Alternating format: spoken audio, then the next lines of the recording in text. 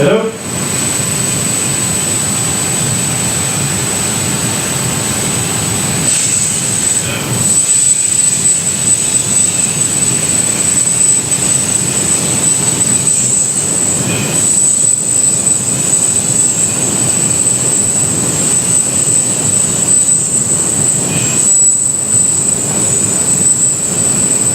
Hello?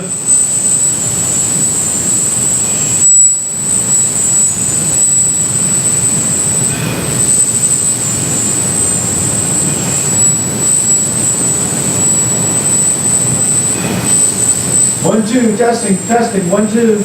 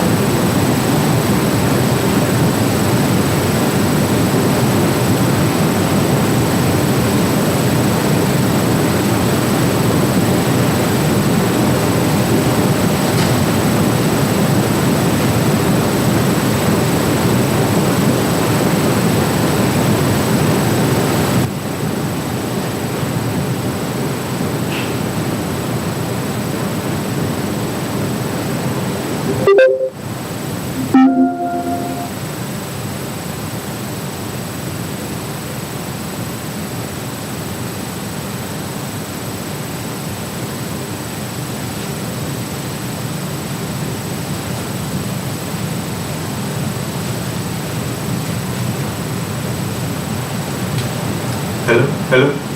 Hello?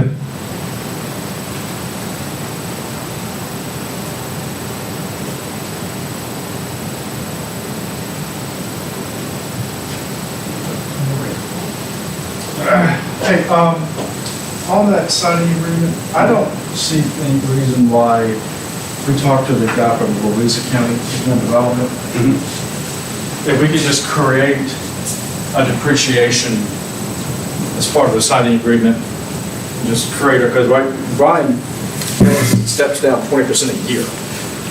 If Yeah, just we part of can't the- have that. If we part of the agreement, just come to, and they're willing to, we could even say, we'll talk to them, but you could even just tax it at full value the whole time. Well, that's what I'm thinking. Yeah.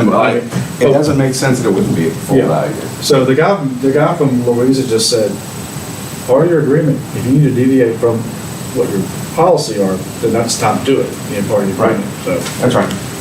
No, I think that, otherwise these things never make sense, and giving them a discount makes even less sense, but. Yeah. Hey, we are live right now, by the way. Just Oh, we are? Oh, I'm not. I wouldn't say that. Glad it is for us. Yeah, I just got that going. How are you doing, sir? Doing good, doing good. Getting older every day. Oh, tell me all about hey, it. that's a good sign. Unfortunately, it comes for all of us. Yep.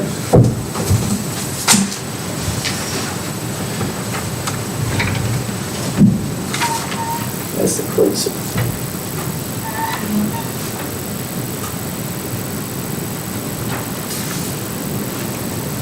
What you been up to? Finally got my boat running right yesterday, so I've been dealing with that. Where do you fish at? You said you went down to Briar Creek one time, didn't you? Oh yeah, I fish everywhere. Yesterday, so I blew my boat up 24th of March, day before my birthday. So I had a buddy in Chesapeake. They did a heck of a deal for me. So I took it down there and got it back Friday night, real late. Saturday, Sunday, I took it out, messed up again. So I took it down there yesterday, fixed it, brought it all the way back, got home like 12 last night. And turkey hunt, that's about it. Other than that, How we doing, yeah? doing good, how are you? Configuration on that.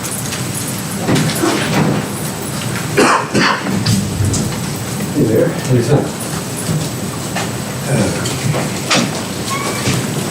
It's not as thick as it could have been.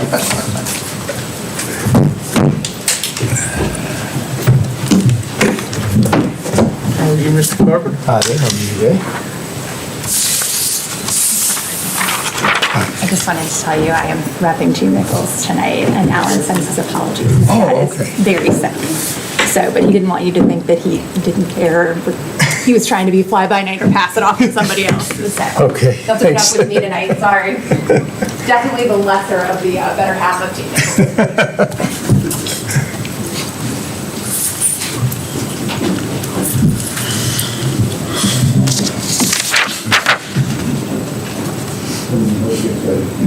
Thank you.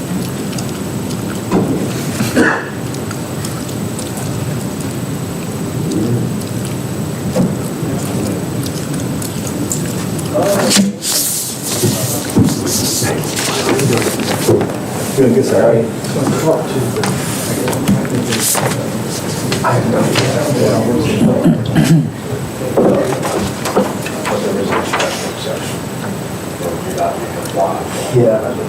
Yeah, I heard from Willis today, he said that there's an access management thing.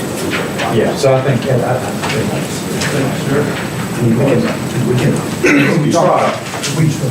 We talked about rebuilding the entrance, and he said, well, that's not necessarily work, because it's a spacing issue.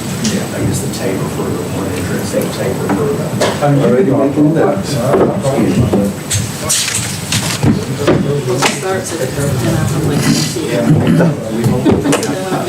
How are you, Mr. Strickland? Doing all right. Mr. Crickler, how are you? I'm here. How are you? I'm here. I saw your email. I broke the shorts out on us. I did. I've Playing telling golf Nathan, today I've or been, something. no, I've been playing inside in the yard all day. I've been in the long pants and then trying to keep clean. And I've been Yeah, out all yeah, day. and I got in the shower. I don't blame you. If we were allowed to wear shorts to the office, I would wear them as soon as it gets warm outside. You know, I'm probably gonna freeze. I can hear the air conditioner kicking on now.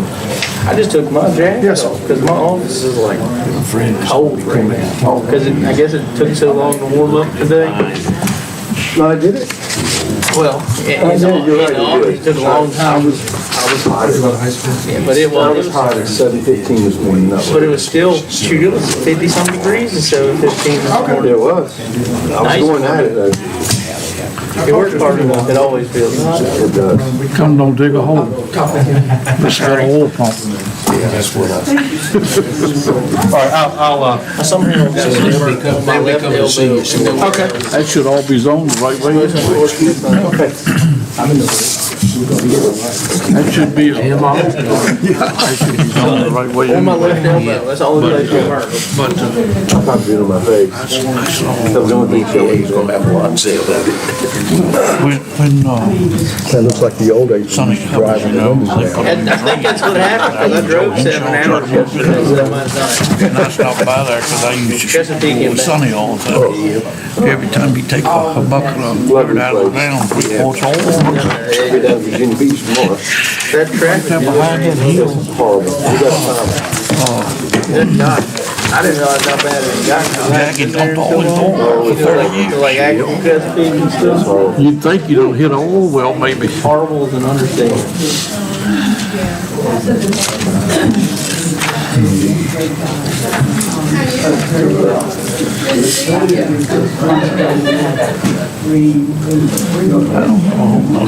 I don't have authorization to do any of this stuff. The what?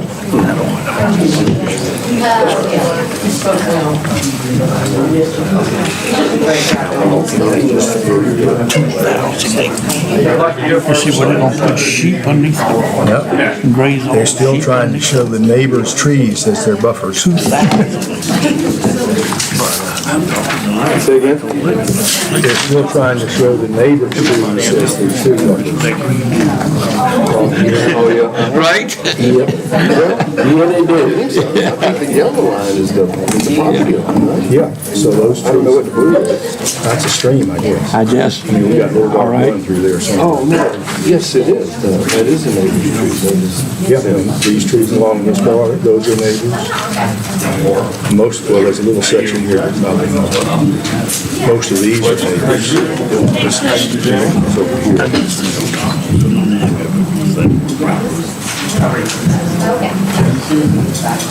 They don't do you? I wouldn't have. Danny? Hey, Clay, how you doing? Very well, Nathan. I'd be surprised if they're not. Clay? The whole bunch.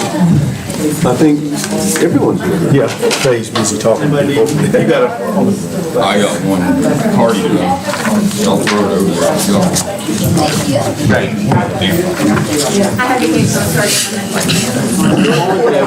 They done, they extended. How's one called her? John, I think he's doing good. I mean, I haven't heard anything. Normally when you don't hear anything, that's good. Yeah, I agree with that.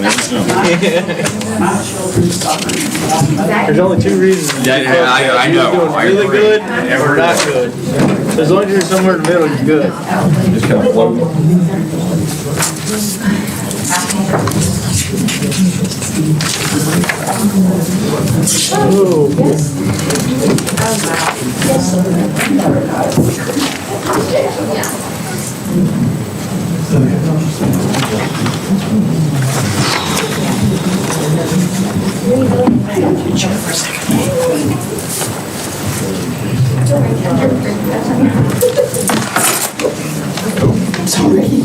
Carlton. How you doing, Clay?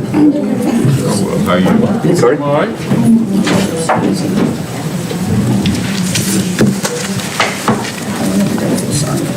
These things, you don't like these things. Yeah. Yeah. We're going to Providential Health Church in Cape May. Went there once, but got emergency evacuated due to some hurricane. No, we'll be good.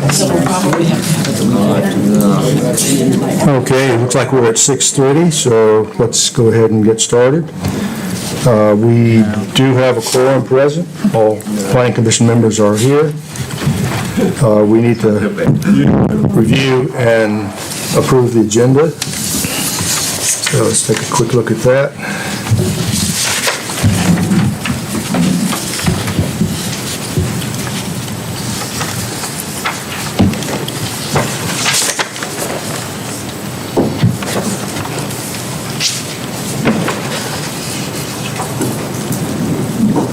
Does anyone see any need to make a correction or addition or any changes in the agenda? Mr. Chairman, I make a motion that we approve the agenda as submitted. Okay, motion's been made and seconded. All in favor, say aye. Aye. Any opposed? Thank you. Take a minute to review the minutes from the April 5th Joint Planning Commission meeting.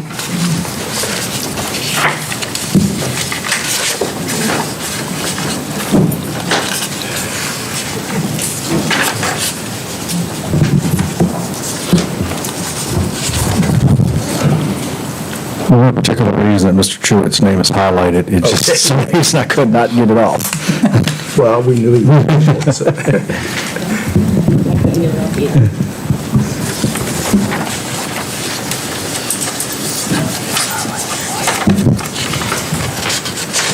We tried everything. It would not come off.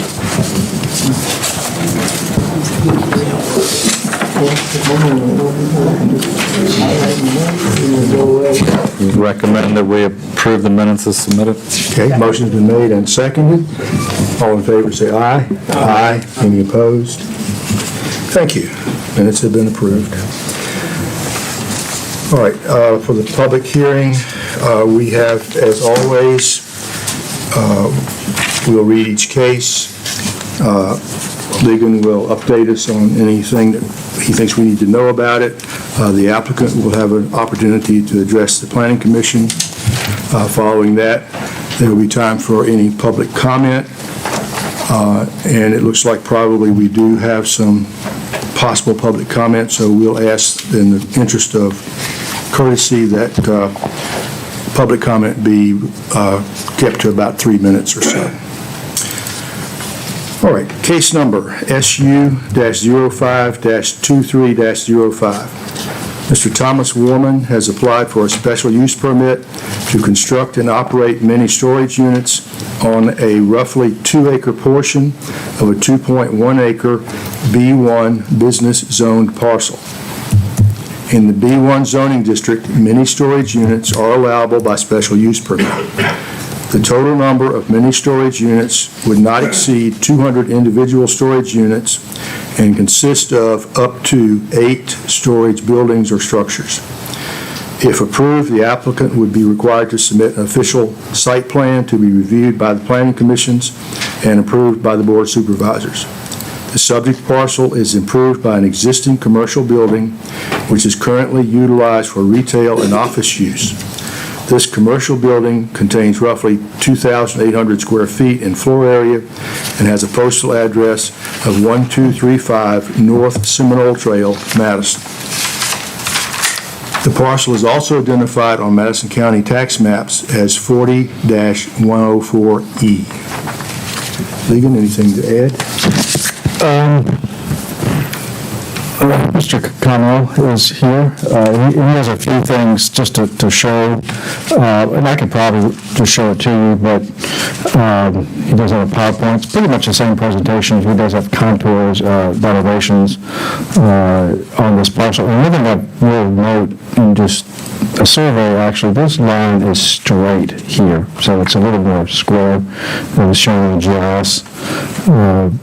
From the conditions, I haven't put any forth right now, but I think the 3 that I can think of, we're limited to 8 buildings, no more than 200 units, and a acceptable vegetative buffer between the adjoining properties, which, if you remember from the PowerPoint I looked at from the applicant, that is what they intend on doing anyhow. But I have been doing a Zoom call with VDOT. I did one today just to go over these applications. If it's okay, I'll just show you. Here is the contours.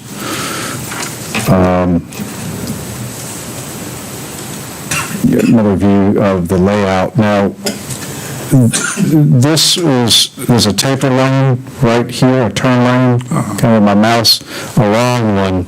It goes back to this auto body shop. I guess there's some offices right here too.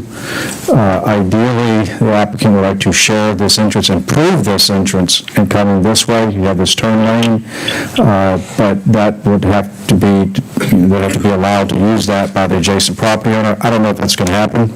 I say right now, no. So that would leave the applicant with coming in, this is not a, VDOT would prefer a different configuration here if they're coming around showing right here. This would need an exemption from VDOT, and I think they call it an access, I forget the term they use, but this could conceivably be approved. And I'm sorry. Access management exemption. Access management exemption. Okay, thank you. Yeah, I talked to him today. So ideally, if this could work out, maybe could maintain this, but again, that's the owner of that property, and if that doesn't happen, then I think there could be an access management exemption. I think that's the word. That could be a condition of the special use permit. Generally speaking, storage spaces are not a high volume traffic generator, but still, we'll try to work with VDOT and come up with something, that existing entrance that would work for everyone. So that's really kind of all I have right now. John, did you know anything? Yeah, the last time, hey, everybody, last time I was here, the only thing that's really changed. Identify yourself, please. I'm John Conwell. I'm speaking for Tom Warren on behalf of the Tom Warren property owner. The last time I was here, the only thing that's changed is I did not have an accurate topo for boundary verification, and ironically enough, I got it the next day after the meeting. So I've added it up there, as what Ligon showed you. One of the things that we noted at the property is it's very aggressive decline in elevation from the front to the back of the property. So that kind of changed our plan a little bit. We'd initially considered stepping the property down 5-foot increments with fairly wide steps. Our original plan, based on the actual topo, would have required an inordinate amount of import of structural dirt to make that just cost, it just could not afford that. So we decreased the size of the steps and increased the number of steps and shrunken the size of the building. That's what you see here. And again, I'm not an engineer, I'm not an architect. This is just something I put together kind of as a visual. What you guys could see is what our concept is. And like Ligon said, I spoke with Willis Bedsall from VDOT. We talked about a shared entrance, and it looks like that's not going to happen. So we also talked about modifying our existing entrance or applying for an access management exception. So that's where we stand right now, and that's pretty much it. Okay, so you want to have any question on this? I know I asked this question last time, but looking at the drawing, I still can't tell because of the way the topography of the land is. Will you come in on the front side for a top one and on the back side for a bottom storage unit? Say that again, sir? Will it be a double storage unit where with the topography of the land, you could come in to the front and then at the bottom, you could go in the back? That's not our intent, sir. If you look at the, go back to that last one that shows it from the rear, Ligon. That one right there. They're all single floor unit. We didn't discuss the option of building a 2-floor unit. Again, I think it's cost prohibitive, and we'd rather stick with the single level unit. And one other question, will there be an area in the storage facility where you will have to where people can park campers and Yes, sir. cars? That was our intent. There's also going to be a surface storage area there. One of the things, sir, Mr. Cinder, I think that you asked me last time is about setback requirements from. I was gonna ask that again. Well, I've been talking to Ligon about that, and the entrance before our property is not, Ligon tells me it's not considered a street. So it's more like a private driveway, and that's right. Yeah, it's a driveway. We have a definition for driveway, and it's not a muck street, just a driveway. Even Right. with that being said, I think that we'll meet or exceed the required. We'll set up about, pretty much right. So what are the setbacks? I think you said 60 feet. Well, I'm looking. So in B1, you just, the rear is 50 from A1, but you just propose, I think you're going to need at least 30 feet, which he's showing as far as other setbacks, you just sort of propose them as part of your application. I would say looking at this, you're probably close to 75 feet from the sides, right? But, I mean, Again, I'm not an engineer, so I couldn't draw an actual site. And you still can't tell what, do you know what the width of the lot is yet? 163 feet. 163, okay. And if you go back to the topo, looking at actually, that's the 163 feet on the street front, and I think it's 673 feet from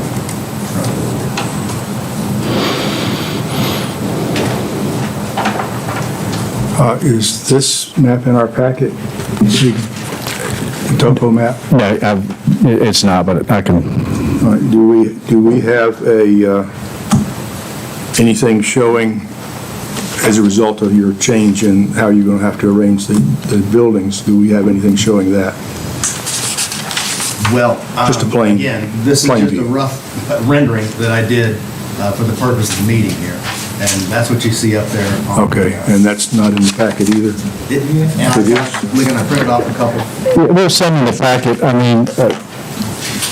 if this was to be approved, I think we have he's not an engineer, but this is a pretty daggone good visuals. Yeah, I've got a picture. I don't have anything that's got measurements or markings on it of any kind. you can pass these down, this has got the actual pictures.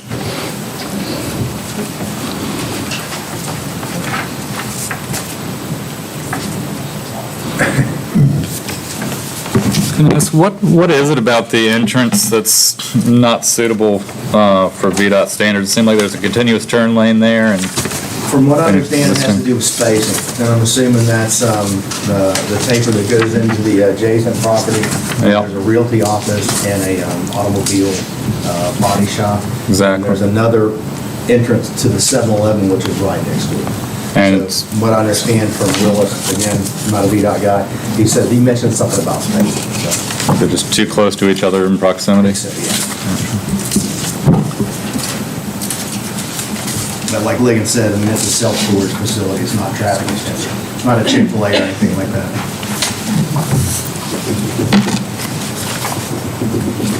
Is this sign shown on one of these drawings, is that actually the proposed size and location of the sign for this? I'm sorry, say that again, sir? One of your drawings shows a very prominent sign here. Is that an actual proposed sign and I location? just put that on there for decoration.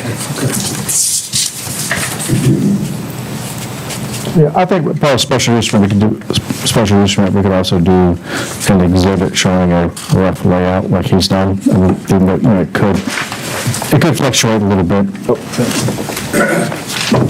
But really the big thing is just the number of buildings, the number of units. I think the visuals are probably the best I've ever seen, you know, something like this, so. So as part of that complex, will there be any other businesses run out of there, or just a storage? Actually, sir, the two existing businesses there, there's a tobacco shop, a vape shop, I think it is. They'll stay there.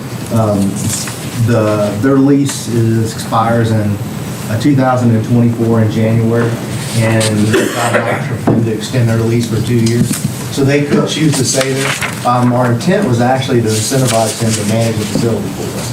So, you know, we give them rent incentive, you know, for managing the facility, and, you know, perhaps incentivizing with, you know, 90% occupancy, 95% occupancy, things like that. There's another business there, it's a used car dealership, and I'm not sure if they'll stay there or not.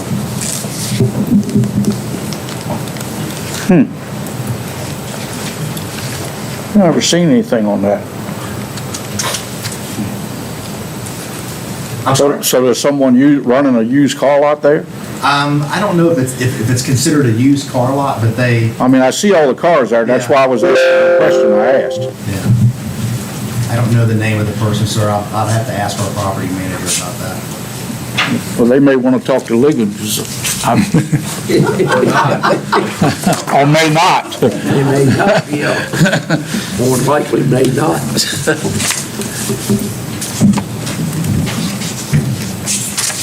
Okay, any other questions at this time for the applicant? Okay, thank you. Thank you. At this point, is there any public comment on this? Keeping in mind, please, approximately 3-minute limit if you would. Any public comment? Yes, sir. Please identify yourself. Good evening. My name is Kevin McCaney. I'm a Madison resident, and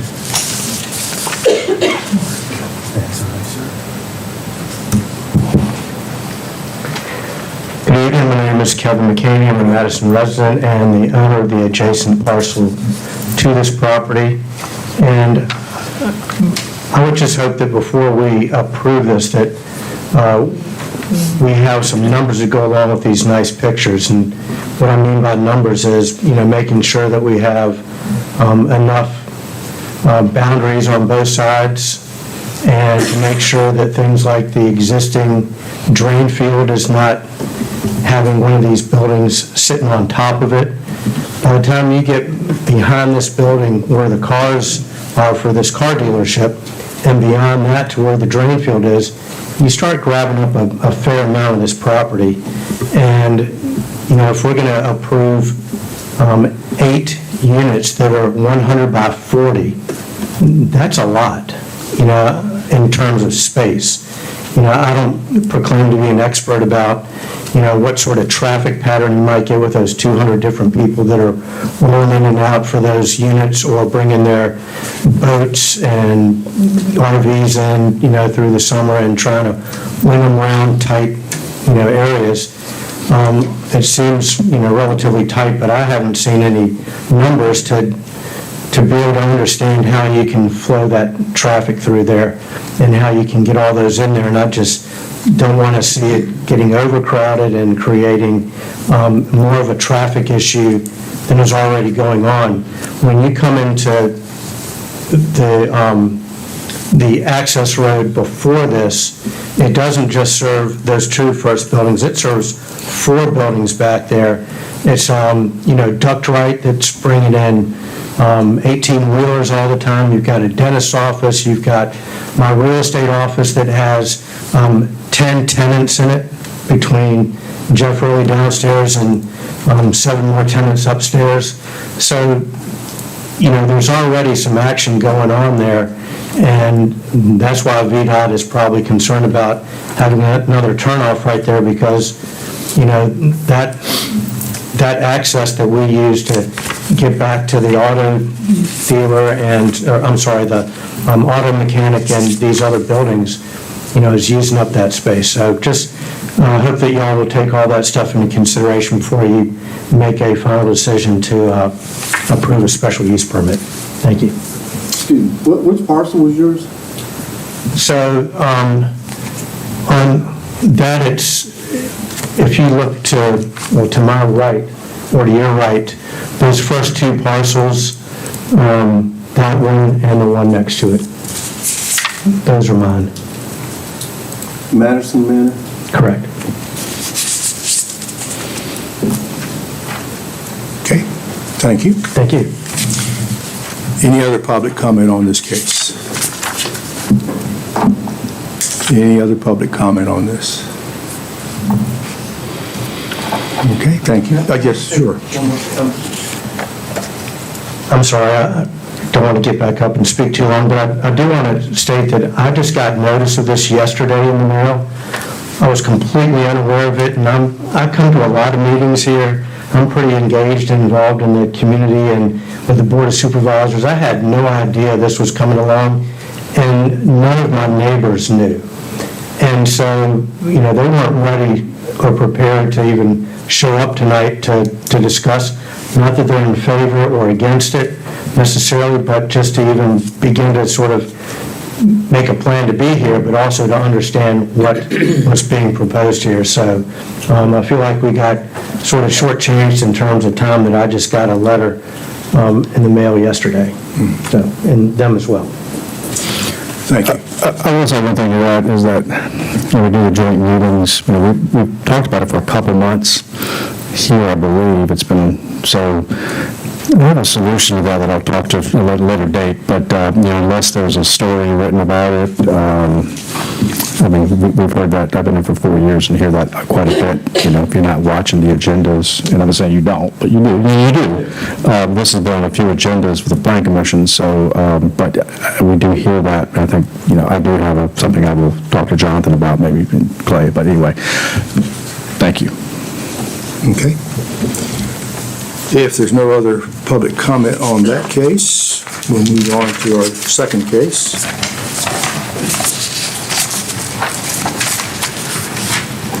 Case, yes. Just have a little audio issue, I'll just go back to the. Okay.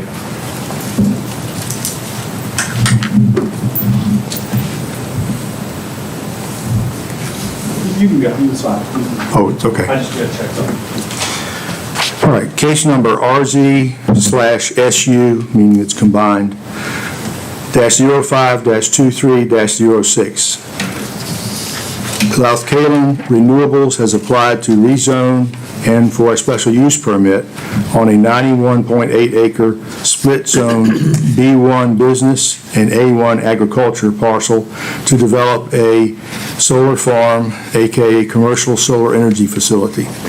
The subject parcel contains a roughly 11.6 acre portion along the entire frontage with US 29, which is zoned B1, and the balance of the parcel is zoned A1 agriculture. The request is to rezone the entire parcel to M1 limited industrial with conditions, M1C.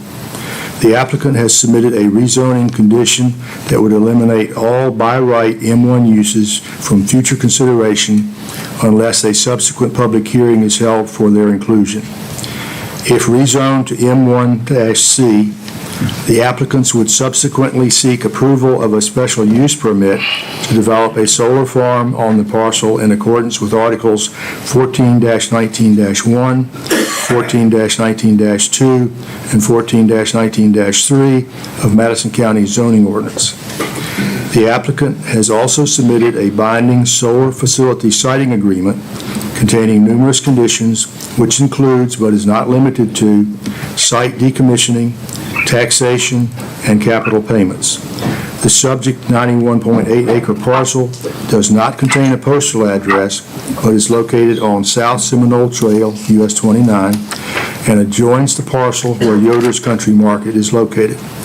In addition, the parcel is identified on Madison County's tax maps as 48-12C. All right, Lee?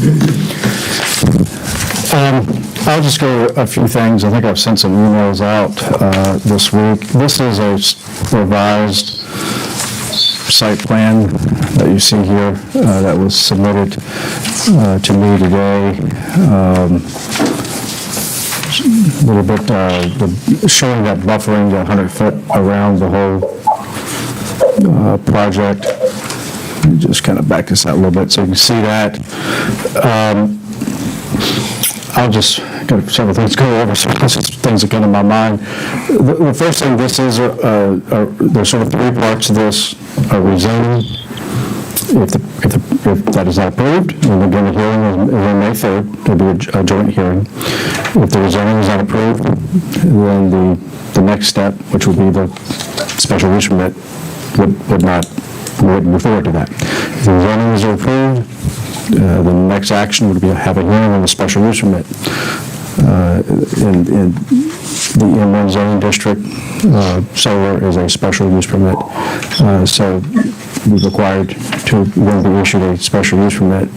And the third part is a siting agreement. The siting agreement is an agreement between the board supervisors. If this is approved and it gets to that, so the agreement between the board supervisors and the applicant, Louth Callan. That is in the packet. I would just say the kind of the biggest actions in the rezoning is the applicant will offer to eliminate all by right M1 uses.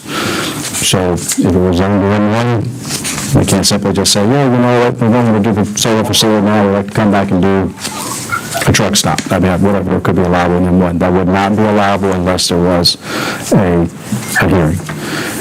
The special use permit portion is we actually get into the decommissioning plan. Would be a bond. We would need a licensed engineer to give us a bond amount, and we would also need a surety bond with that.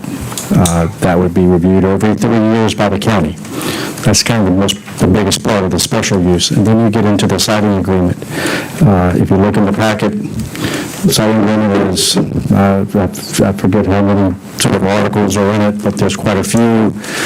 This is an agreement that was provided to us by VACO, and we even, Tracy Gardner the other day, set up a really informative conference call with Louisa County Economic Development Director, in which they've approved several projects and got sort of picked their brain a little bit on solar projects and how it's worked out for Louisa.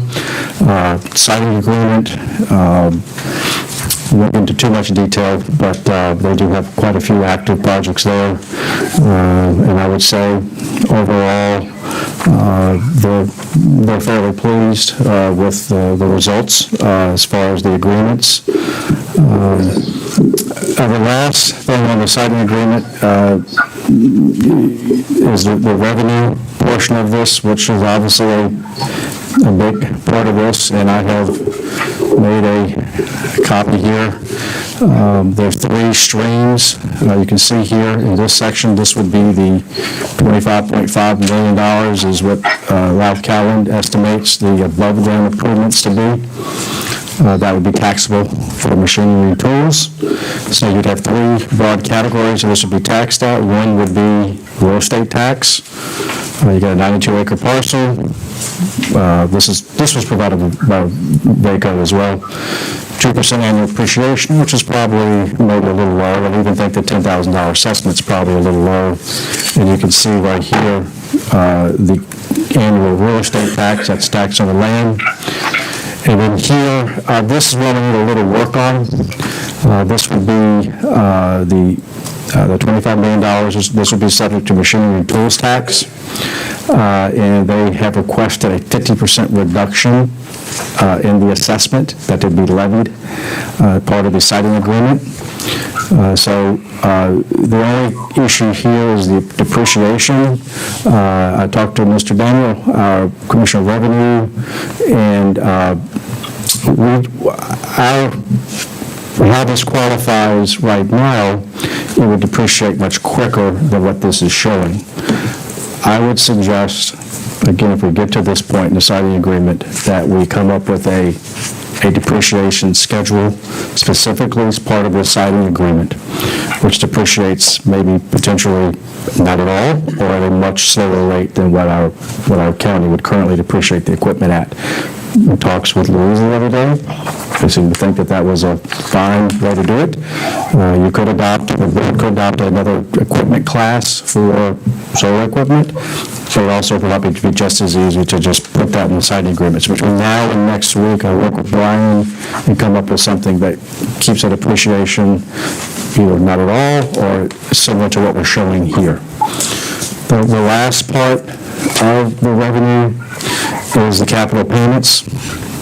And Ralph Calland is proposing a $100,000 a year capital payment. That would be for the life of the project.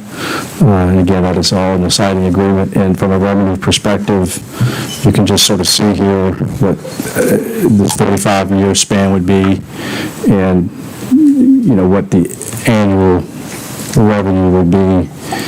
You should come back here to highlight the 25-year revenue. You can see the annual revenues.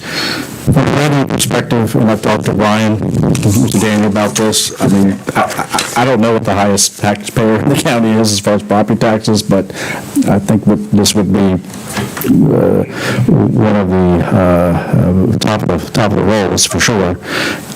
So that is one consideration, and obviously there's a land use consideration that comes with this. As I put in the packet, this would be required to submit a site plan. They were required, as linked into the packet, all the stormwater management would have to go to DEQ. They'd have to have an engineered plan. We did ask Louisa, we had a situation with, some runoff on one that made the news. That was sort of on a very steep slope, and they have fixed that situation since, and they haven't had any other situations of runoff since. But again, that would be something, the stormwater plan, that the state did change that last year. They have to submit stormwater engineered plans to the in our case it'd be the DEQ. So again, I know we talked about this on and off now for 2 years. I think there's a little bit of tweaking to do to the siting agreement. Appreciate everyone that's helped with that, and we've gone back and forth. I think we're close to having that in a 100% final form.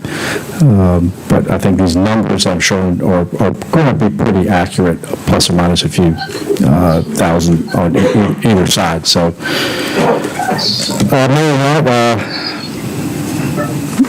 Any questions for me? We didn't get a copy of that, right? I couldn't find it in the packet anywhere. I have sent it out, but no, I can give everyone a copy of it, but, and they have, yeah. Great.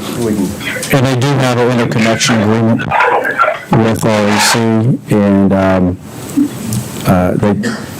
they had sent it to me, but I don't have a copy. I need to get that, but they can we'll have Cali representatives on the go-to meeting, so maybe they can discuss that a little bit as well. So it looks like that I had a discussion with Brian as well.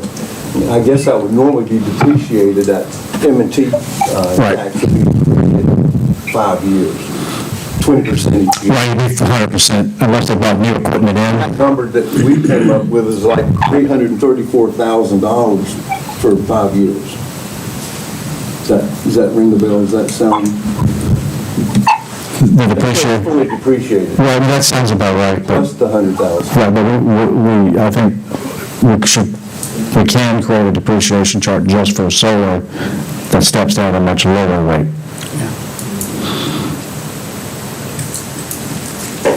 Let's have one question, Steve.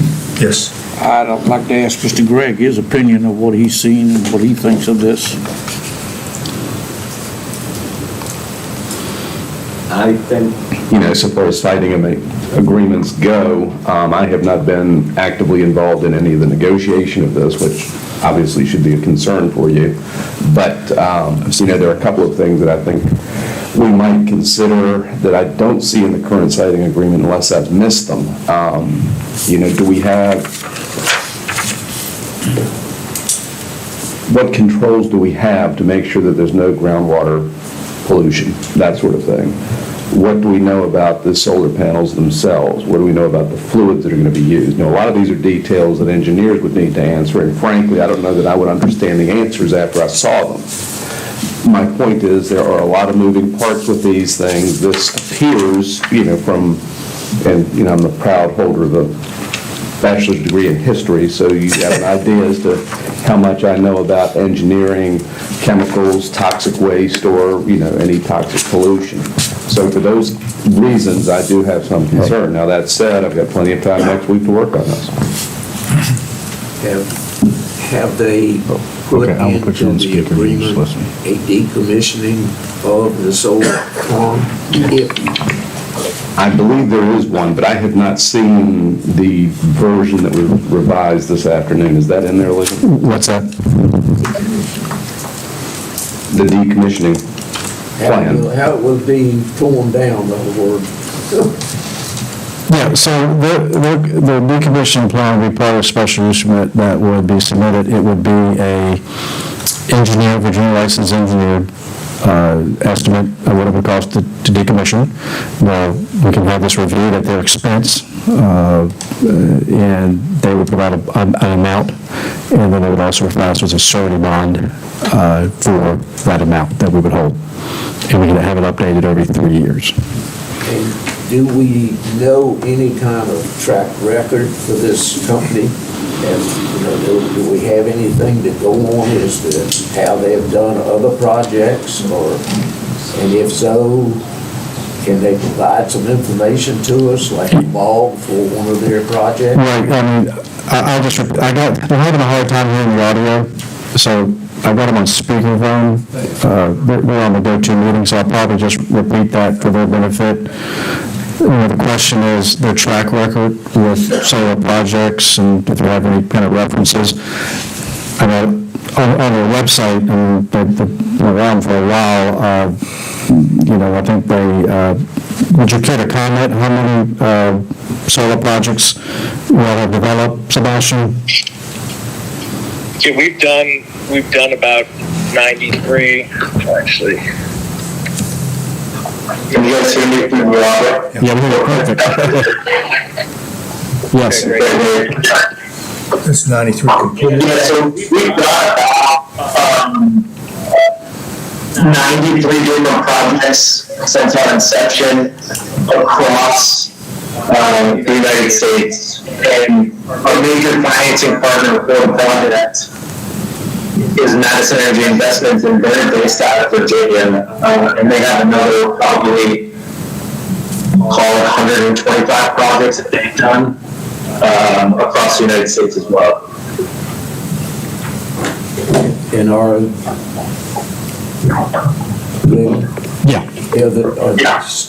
is this project similar in size to the other ones they have, or is it bigger, smaller, or how does it stand against them?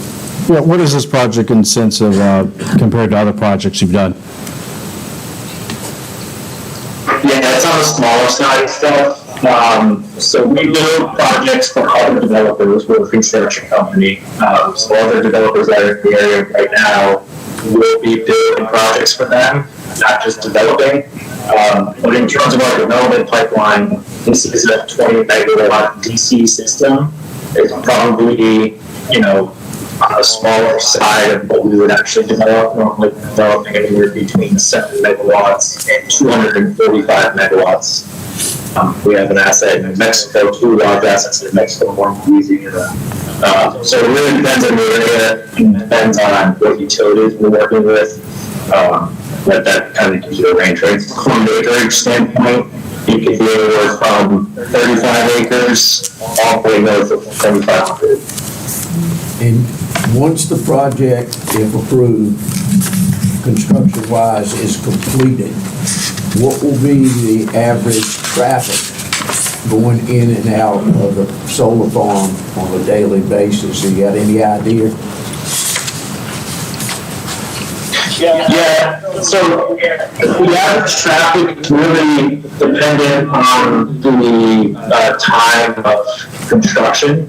So a project of this magnitude is probably going to have at peak construction about 50 to 55 individuals working, whether that's electricians, PV installers, some civil guys that can be doing some concrete pad work and road work, as well as the landscape guys that would be doing the buffer. The biggest amount of traffic that you're going to end up having is you'll end up having a delivery schedule that will have modules that will arrive, you'll have racking that's going to arrive, and those are really primarily the big deliveries, and those are all coming in 18-wheelers in containers. So a project of this size will probably have about 72 for a period of time. We'll spread that out over the course towards the later end of construction over the course of a number of weeks, and then racking will be at the beginning. And the racking distribution is probably going to be about 24 or so tractor trailers that will come in. And that could be plus or minus depending on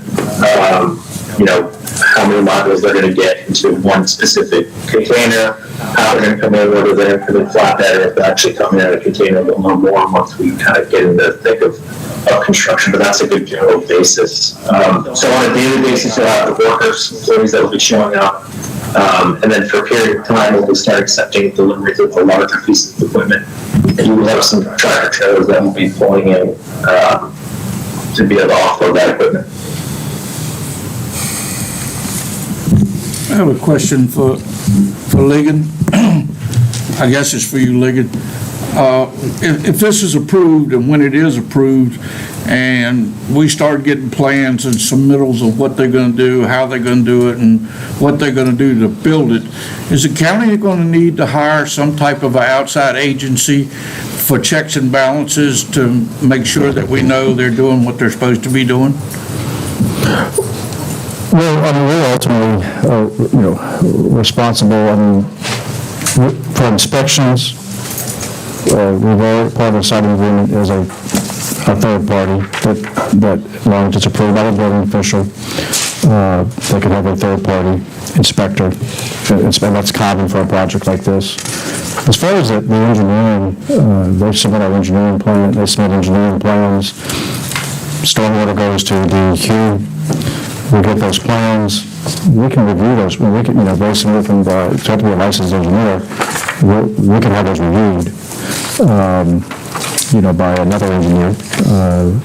As far as the entrance go, I will say, I did talk to VDOT today, there's no issue with a low volume commercial entrance, where they're proposing it. But it would be like any construction project. It's obviously larger, but the review process would be similar to somebody was building a apartment building, or anything that's going to go the same sort of process. We'll have to have site plan and engineered plans and entrances and stormwater and all that. So regulatory-wise, there's a lot going on there, a lot of pieces that would come together, but different agencies are responsible for different parts. I'm not really concerned about the infrastructure part of it. It's the actually installation of the solar part. Right, yeah. Or do we have somebody on the board that can actually look at that? Right, and as far as the plans themselves, I mean, the building official will be responsible for those plans, and if for some reason he needs to outsource it to someone else or electrical engineer, then we can do that. But I think the big thing is the inspections themselves will be done by, and that's custom, that's commonplace by a licensed third-party engineer that the county would contract with.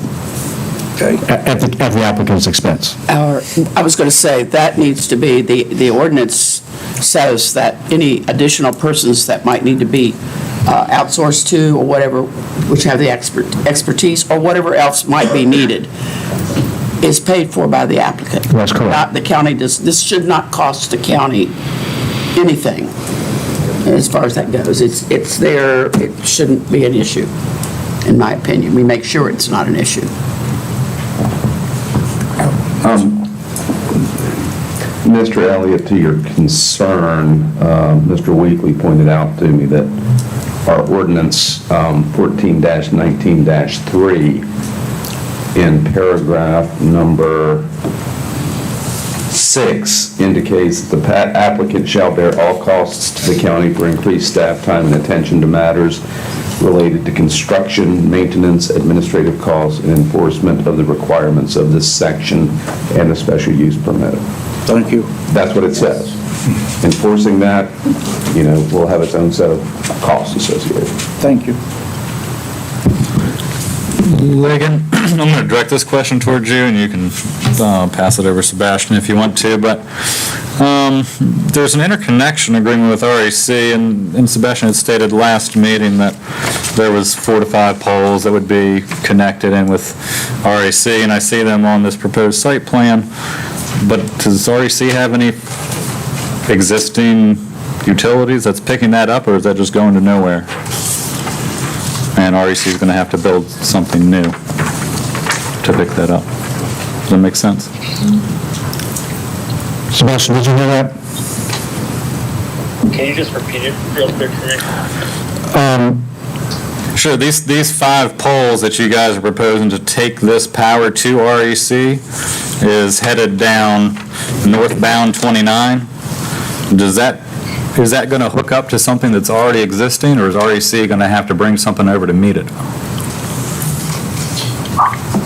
Yeah, good question. So the way that look at the study agreement that they did, there's really 2 different ways that we are going to connect to the substation that's right around the corner from this project.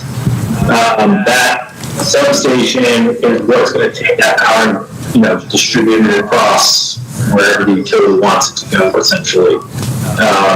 It's a direct tie to that substation, so we'll be running, the utility will be running one thicker wire at the bottom of those existing poles to bring it to the site. If we choose to go one way or the other, it's probably going to come down to cost at the end of the day, but it's going to utility existing infrastructure that's around the corner, and then the power will be distributed from there.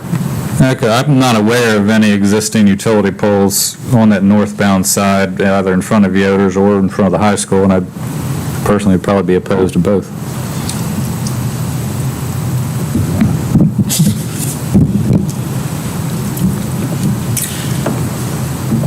So do we have a route for the lines, like what Nathan's trying to get at? Sebastian, did you hear that? That was the route for the lines to the transmission station? Yeah, if you look at that study agreement, and if you look at that site plan they have up on the screen, if you come out of the entrance to the plot, to the array, the first proposed by the utility would basically be to come down Route 29 to the south, and then take a left onto the southern road right there, and then come around, and there's a substation right around the corner there that it would connect to. So that's one. The other one would be going north, taking a right out of the exit, the entrance, and going north, and then taking your first right and coming all the way down the back on that other road and connecting to the substation that way. So there's two different kind of ways. In front of you. We're still communicating with the utility company on which one is going to be the best path, and that will come with this final study. We're in the process of right now. You know, they have the best happen for themselves, and we agree to it as well. So when you say the first right, you're talking about going down by the school? Yep, down to Fairground Road and taking a right. Yeah. And when you say the first left, you're talking about going down South 29 to 230 and down to Old Pratt's. Is that correct? Because there's no overhead lines, like Nathan's saying. There's nothing overhead there at all. There's nothing existing there. Yeah, so you have to have infrastructure. The others has to have infrastructure that the utility has already implanted. You have to have infrastructure that goes to the school. There has to be either an underground line, a ground system, or an above-ground system. So whatever the infrastructure the utility currently has in place, we're just going to banner, which they don't call that. But there's something there, whether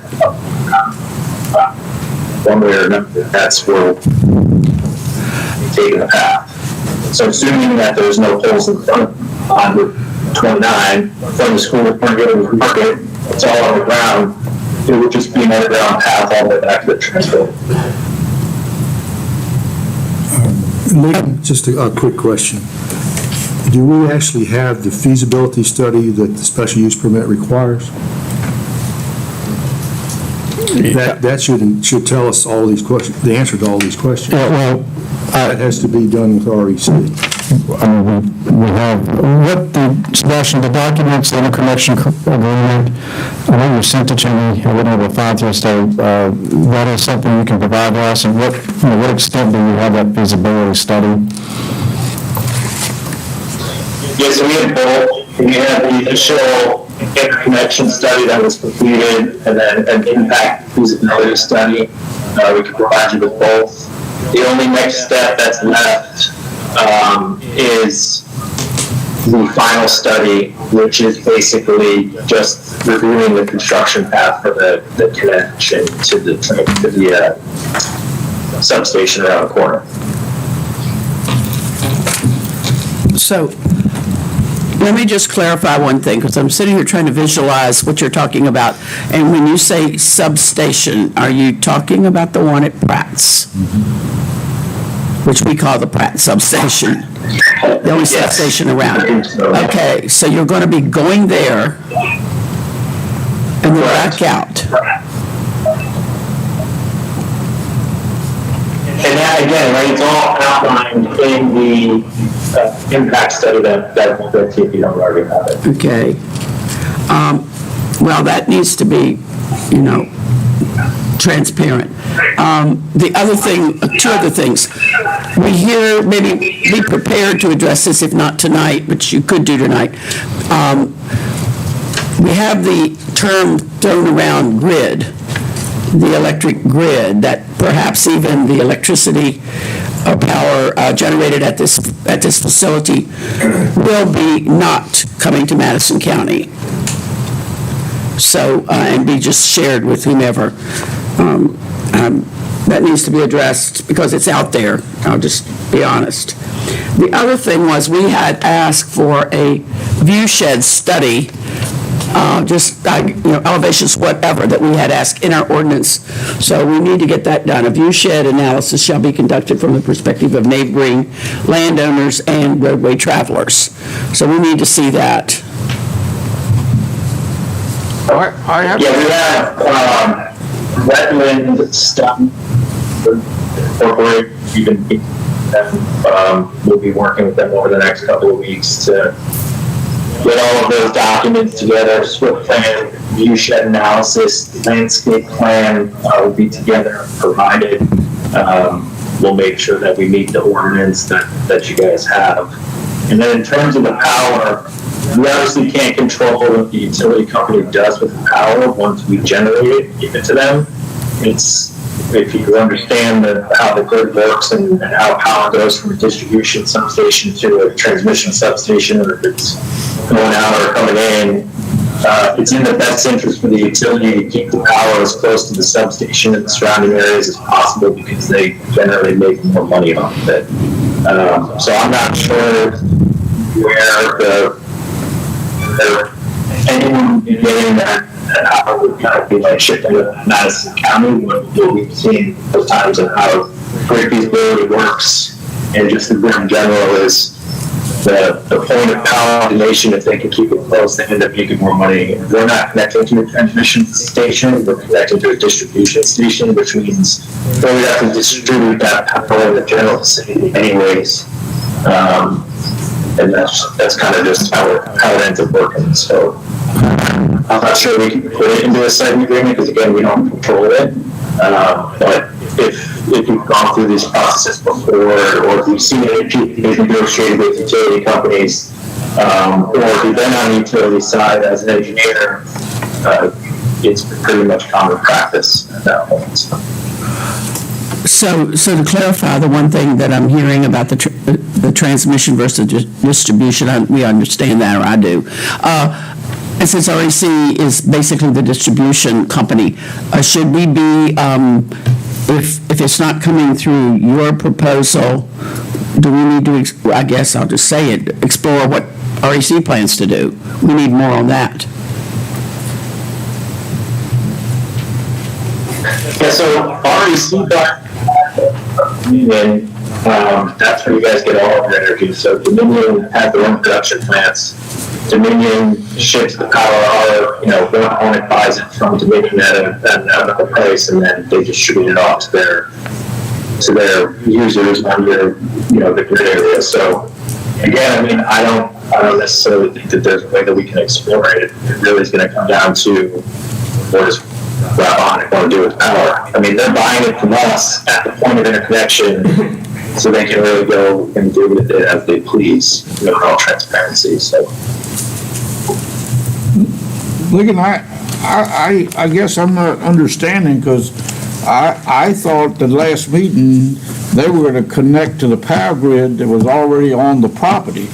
Now it sounds like to me that we're going to need to run new lines to get to the transmission, to the station at Pratt's. To me, one of the most important things here, are you going to run that line in front of the high school? I think we need to know where that line's going and what it's going to do.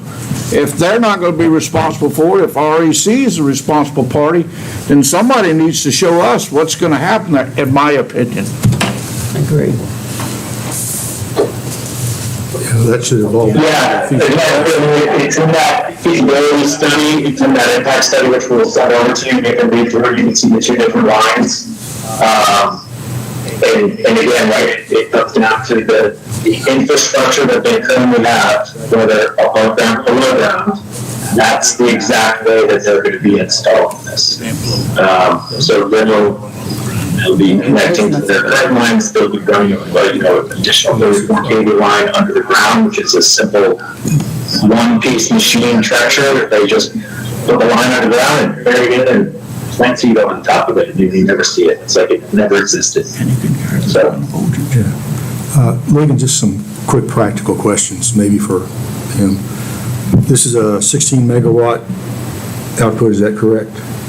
I'm trying to remember that. Right, that's correct. Okay. My question is, what's their designed output voltage?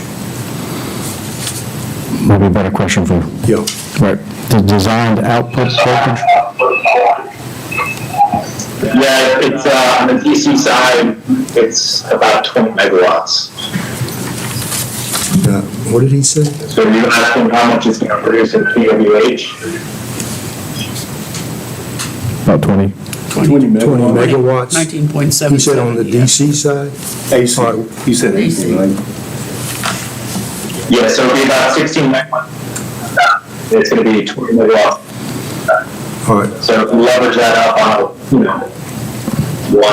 That's my question. DC-AC ratio. You'll find it's going to make about 35 million kWh produced out of this sucker every single year. Again, what's the actual AC output voltage that you're planning to apply to the grid? It's about 16 megawatts.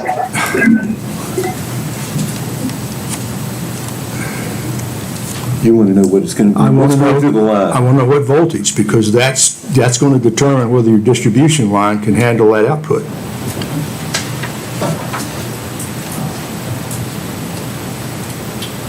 That's the distinction between a distribution line and a transmission line. Yeah, your distribution, it would be 20 megawatts AC is the maximum that we could put on a distribution line across the United States. And then it also depends on the kV voltage that you have for the actual line itself. If it's a 12 kV volt line, you're not going to be able to get anything over 10 megawatts under that line. If you get all the way up to 47 kV, you can get, close to a 50 megawatt on that distribution line. So it really ends up depending, it really depends on that. But yeah, our connect agreement with the utility company already holds us to a specific level. I can't go up and I can't go down because the utility company is relying on the exact power that we had told them that the system will produce. So with our interconnection agreement in our PPA, is all the damages out adhering to that, that if we don't adhere to that or don't get it, we'll have to end up paying liquidated damages to the utility company for that. So.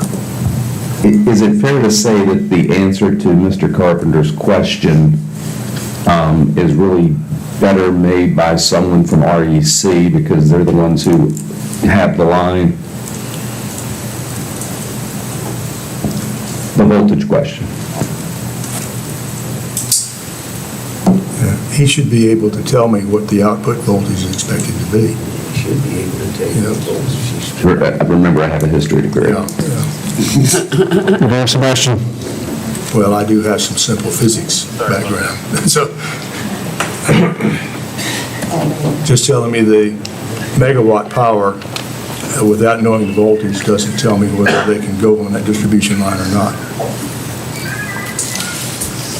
That should all be in the feasibility study, too. Yes. It is. Yeah, I mean, we'll just forward us the feasibility study tomorrow. We'll get that out. I think that's. Okay.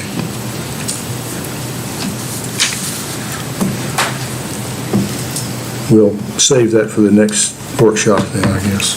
Well, the next, would be the hearing on the 3rd, so. So the weekend before the 3rd, will we have something from RAC or somebody that tells us what route this power's gonna go? I've got it as a note that we need to have that done, so yes. Okay, thank you, And I sir. think we have, I've got several things that we need to do between now and, I said the next Friday when we post the packet, so. When I post the packet. All right, so can we also, as Fay pointed out, can we expect to see the viewshed analysis, which we have yet to see? Yes. Yeah.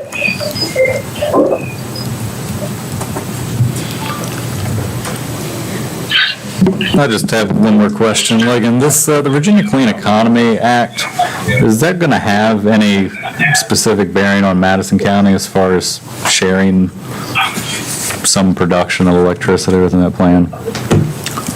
I've read articles about it. I don't think it requires the counties to approve it. It really, I think this is why we're seeing these applications in so many places. I think, by 2050, 100% needs to be renewable. So, I think one of the things that I would suggest to the Planning Commission or the public is to call. I talked to Buckingham County not long ago about their solar projects, and I know Faye has been down there. What is your experience with solar? I can't say I've reached out to a lot of counties, but at least the ones that I have, all the projects seem to have been developed and are just catching the sun. There's not much else. I've always said I think from my perspective, is it's visual. I would say for the most part, for the principal part, is that is sort of the biggest sort of concern that most folks have, and I totally understand that. But from a technical standpoint, there's a lot of reviews, there's a lot of engineering things that I don't always understand, but I think that you could be assured that technically it will be installed in a manner that is safe and operates as advertised. Since you mentioned the visual here, another thing that's part of our ordinance that is still not completely addressed according to this most recent drawing we've got, we require around the entire circumference of the facility a vegetative buffer. And they're still showing several sections of boundary without them providing vegetative buffer. And I'm assuming that they're thinking that the adjoining landowners' woodlands can be considered their vegetative buffer, which doesn't seem reasonable to me. If they're providing the vegetative buffer, it should be them, not the neighbors. Yeah, we need to put a green line, obviously, but that's required, and they would have to come back with a site plan if this is approved, so that's something that's... They've added a little more since... Right, we need a couple more lines, but I mean, I just got this afternoon, so, but that would be required, so before they can get a site plan approval. For the neighbors, take their... Just a question from my perspective, we understood it, and as we've done it in other counties, that natural buffer still counts as a buffer. I mean, if you guys want to buffer around the whole thing, that's not a problem, we'll do it.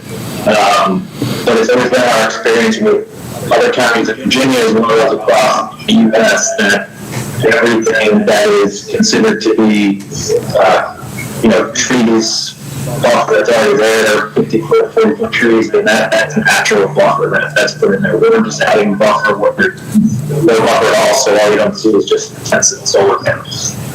If it were on your property, I would say yes, but if it's on the neighbor's property, that doesn't seem reasonable. Are they showing that it's on neighbor's property? Because that one area that they're showing... the yellow line is the property boundary. This is on their property right here, that they're showing remaining. What's that? Yeah, I mean, I think they would need to plant along here as well, I mean... Just that north. And here, Yeah. right, in that area. Not up to standard for the application yet. All right, any other questions? I just have one more thing. We mentioned earlier, and this has come up many, many times, and a lot of it may be based on ignorance, certainly on mine, or based on erroneous facts that not facts, erroneous information that we get. And that is, we do say in our ordinance number 7 in the C part, safety, we need to know a little bit more, or at least have it stated, the photovoltaic panels, what they're made of, the harmful, we address all of that. Also, with the herbicides and all the other things you might use, that it's to be environmentally safe. We need to see, we want to know that that is there, not just word. Some of us do know something about that, and we can read. So I would appreciate whatever panels you all use, something at least that we could research, if nothing else, the kind, the manufacturer, et cetera. Yeah, we can give you a list of manufacturers that we work with. It's a commodity market, so we're going to generally be able to lock in with you guys the exact model that we would be using, the exact time, and we don't finalize that first order until the engineering drawings are on the electrical side, please get ready to kick off and get a really thorough, simple plan put together. And that's not a problem. We can provide you with that. And I just want to be clear, we're working with, groups like, Weapons Solutions and others to make sure that we adhere 100% with the ordinance that you guys have. And that's all going to be listed in the site agreement as well, where we're going to be legally locked in to abide by all that, even more than we already were to begin with. So that's kind of and we're also making, good faith capital payments on the benefit of the county, which I think is great. It's going to help. And I think using herbicides and whatnot is going to be very minimal here because we will have the sheep in the actual facility for vegetation management.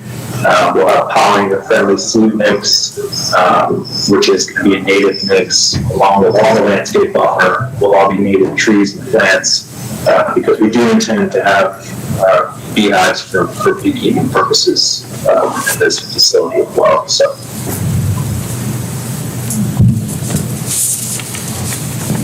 Mr. Chairman, if I might ask a couple of questions. The ordinance provides that the PJM organization, which I understand is Virginia, New Jersey, Maryland, and a couple of other states, have to approve this project.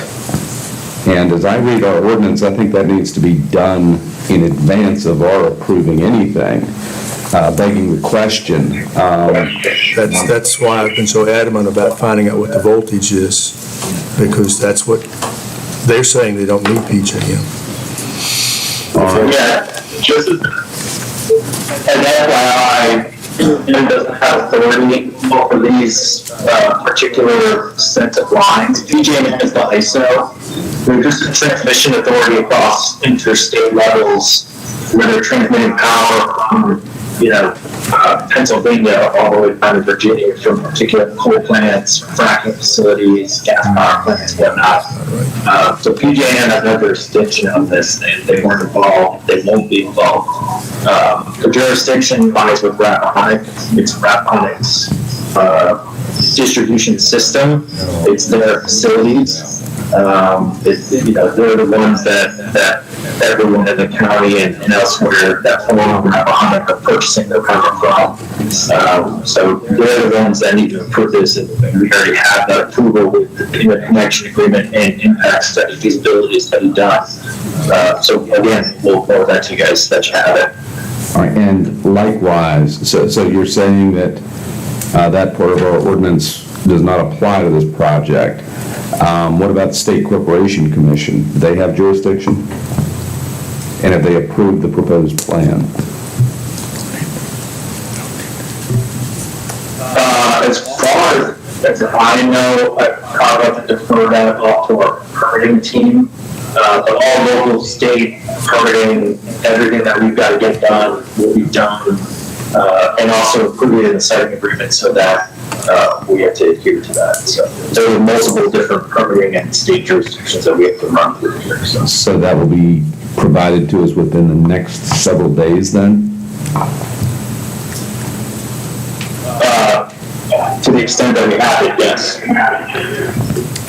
I think from talking to the owner of the CEO of the company is that this is a direct purchase from REC. So that is we'll get that agreement, but they'll have to go to PGM, and I'm assuming the State Corporation Commission, REC is buying this power, and that's that's it. So we'll get that agreement, which they had sent me, but we'll get that. I'll distribute it to everyone as soon as I get it. It's not quite correct about PJM. It depends on whether it's a transmission line on the grid. They do control that, even if it's within the state. So, and that depends on the voltage. So I would like to see that feasibility study with that information. Distribution lines can only handle a certain maximum voltage. So my question would be, along with this, would be what role, we've not really heard this yet, what role does REC play in this kind of thing? And we haven't heard that yet. I don't know that I understand where they are. They're not just the bystanders waiting for their hands out. That's not exactly the way it's going to be.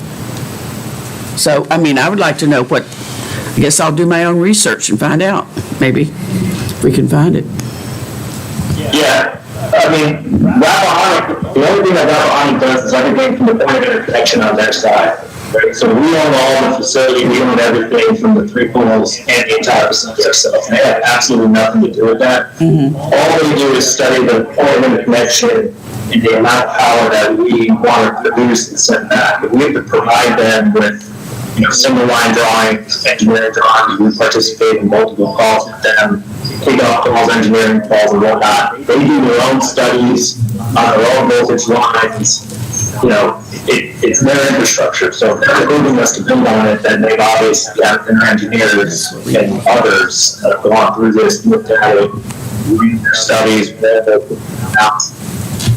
did their short circuit voltage drops, all that good stuff that they have to do, for the last year and a half that we've gone through this process with them in order to get it. So, to the extent that Rappahannock does anything more than they've already done in terms of studying the facility and making sure that it's not going to cause any issues with their infrastructure, it's not going to short circuit anything, it's not going to damage any of their infrastructure, which they've already done. That's it. That's what they do. Now they're to the point of they come in and it's just the construction to get the power from where it is to their actual distribution substation. That's it. That Rappahannock does work and nothing less to that.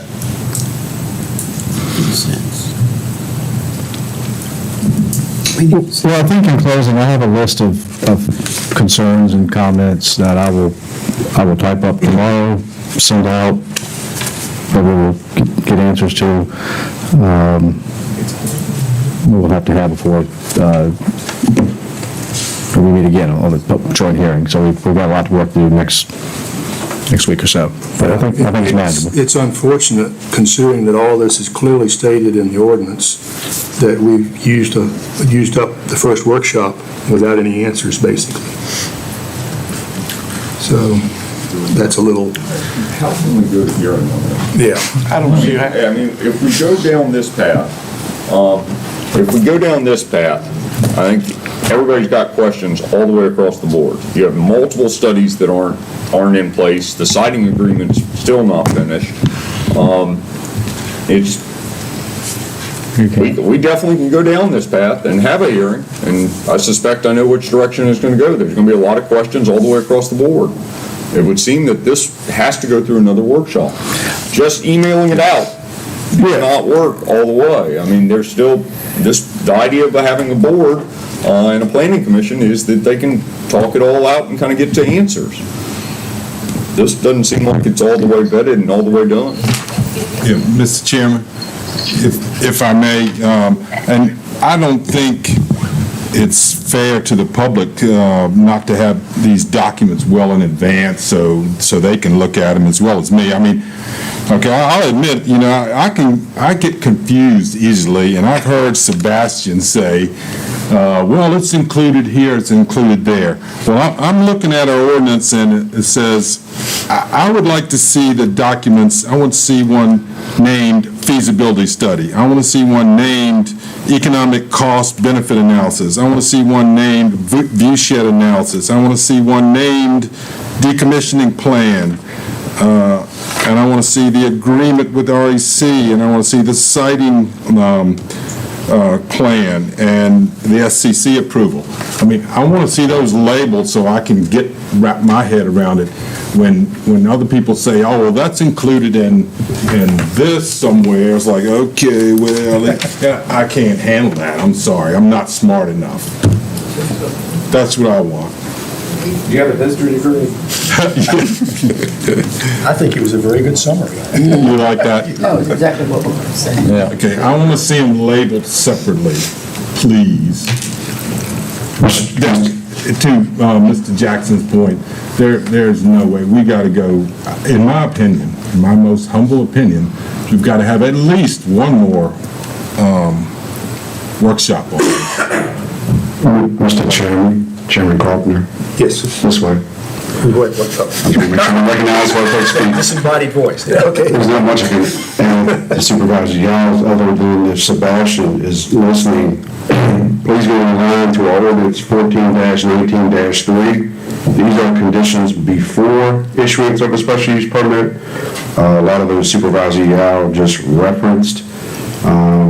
When which the decommissioning plan and surety bond needs to be approved by our attorney in advance. So I highly recommend working through that as a checklist with Mr. Webb, as well as Mr. Gregg, our attorney, before the next step, whatever the body, the planning commission decides tonight.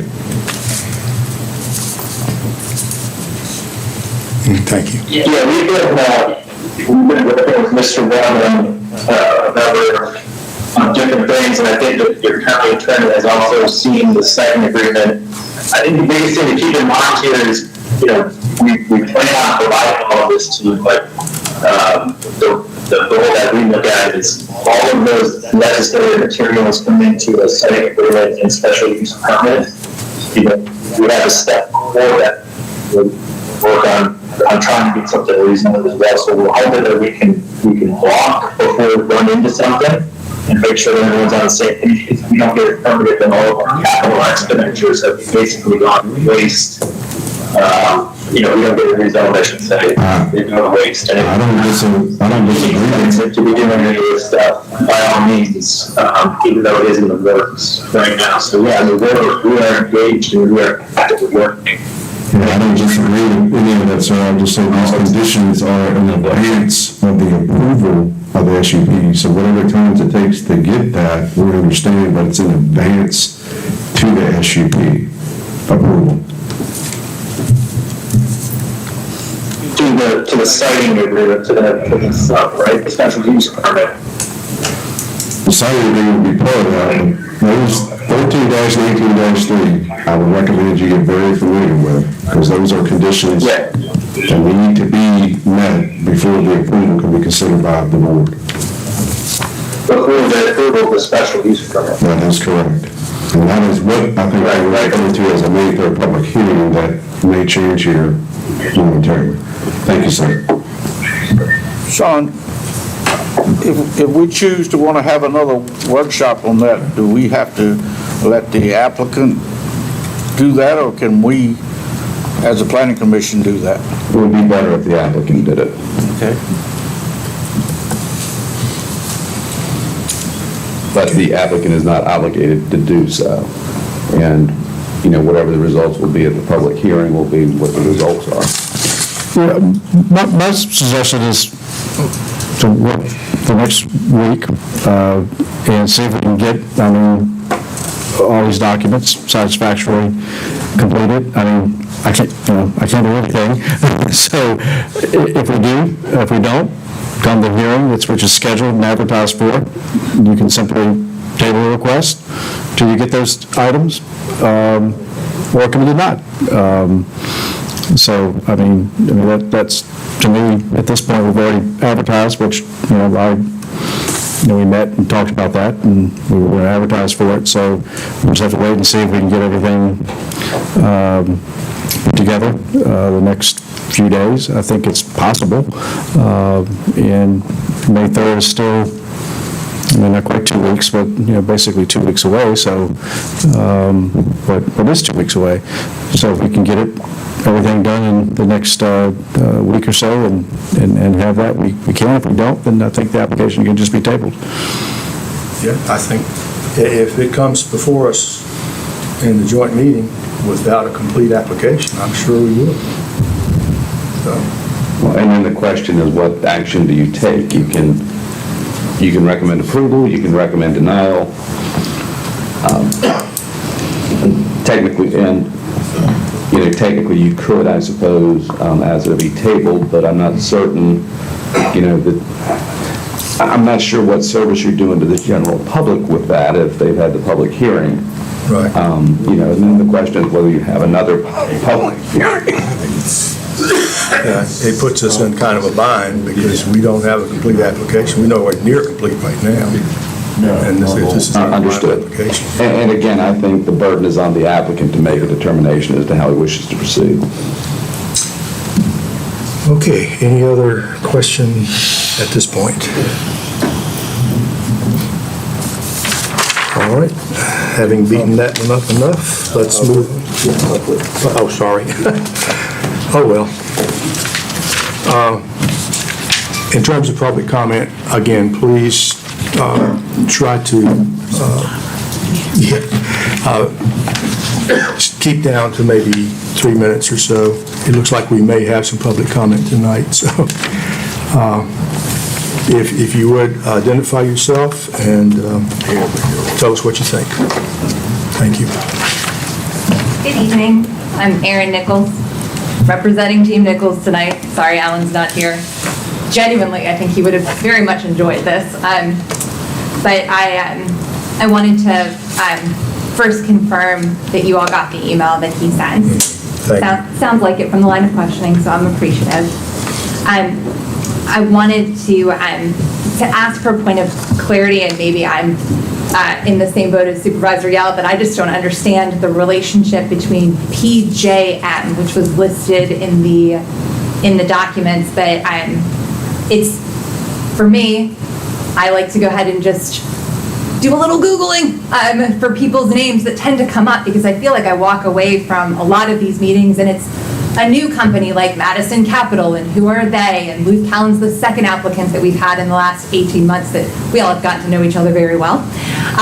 If you look up PJM, you'll know that they just got hit with a $2 billion fine in February for the outages that happened across the Southeast in December that ruined a lot of Christmases. So I would just encourage the board and the commission to continue to go ahead and do the digging on who you're hitching your wagon to here on this project. I am very appreciative of the questions that you're asking. We're trying to figure out the relationships between all of these people. So again, I would ask, as you dig into the REC relationship, how PJM plays into that piece. I would also say, certainly Alan and I listened to a lot of the meetings about the budgets, both here and at the school board. I know that, it is a very sexy number on the face, right? When you look at that, it's nothing to sneeze at. You guys are getting hit from all directions, and I know you've worked incredibly hard to make sure that we have a worthy budget for our county. The most that you're going to get is 287, if I was looking at Ligon's spreadsheet of very tiny numbers correctly, which would represent less than 1% of the annual revenue of our county. So again, I ask you, with the last 18 months, when you walk away from these meetings with more questions than answers, your time, my time, Alan's time, is it worth less than 1%? To continue to have these conversations, to Mr. Elliott's point, to have to go ahead and watch the watchers and understand all of the things that they have going on. Because certainly after the last few iterations of these planning meetings, I don't know if I would necessarily trust this company to go ahead and have a watcher and be doing what they're supposed to be doing. And that's going to take your time. It's going to take somebody's time. It's going to take your time at least every 3 years to go ahead and review that bond. And while Alan and I have always said that the zoning, the industrial zoning, is the biggest piece of why we come here, and we will continue to show up, because that is inappropriate zoning for there. And contrary to Mr. Ligon, I do not think that anybody reads our comprehensive plan and thinks that the heart of that is to go ahead and have industrial zoning that serves none of the purposes and needs of that comprehensive plan. The needs that you guys have spent a lot of time in this new comprehensive plan crafting, like affordable housing, like utilities that we actually need, water and sewer, business development, hospitality development, none of that is addressed here. None. It does not align with the comprehensive plan, not just because it's going to look ugly, but because industrial zoning here is completely inappropriate. So while I think many of you are walking away this evening with a lot of questions about the solar facility, I would ask very much that you keep in mind that the very first thing that is coming on May 3rd is going to be, do we rezone this industrial? And you can say, we're going to zone industrial and have all of these special use permits, but I enjoy all of you. I don't think you're going to want to be on this board in 20, 25 years doing this. What comes up then? I intend to go ahead and leave that property in a wooden box. So when that is decommissioned, I'm going to be back up here trying to explain how many years ago, when I was a younger lady, the intent was to go ahead and have it be industrial just for this one thing. How is that going to go ahead and hold? It's going to hold no water 20 years from now. That new board, they're not going to know all of the research, all of these passionate arguments, all of these things that we're talking about now. It will be a very faint memory when somebody comes up here and proposes something in that industrial zoning that was graciously given. And that's our biggest concern. We are in it for the long haul. And we ask that the board and the planning commission not be short-sighted with us. Look at the long term of Madison. That's what we do. Thank you so much. Thank you. Any other public comment on this case?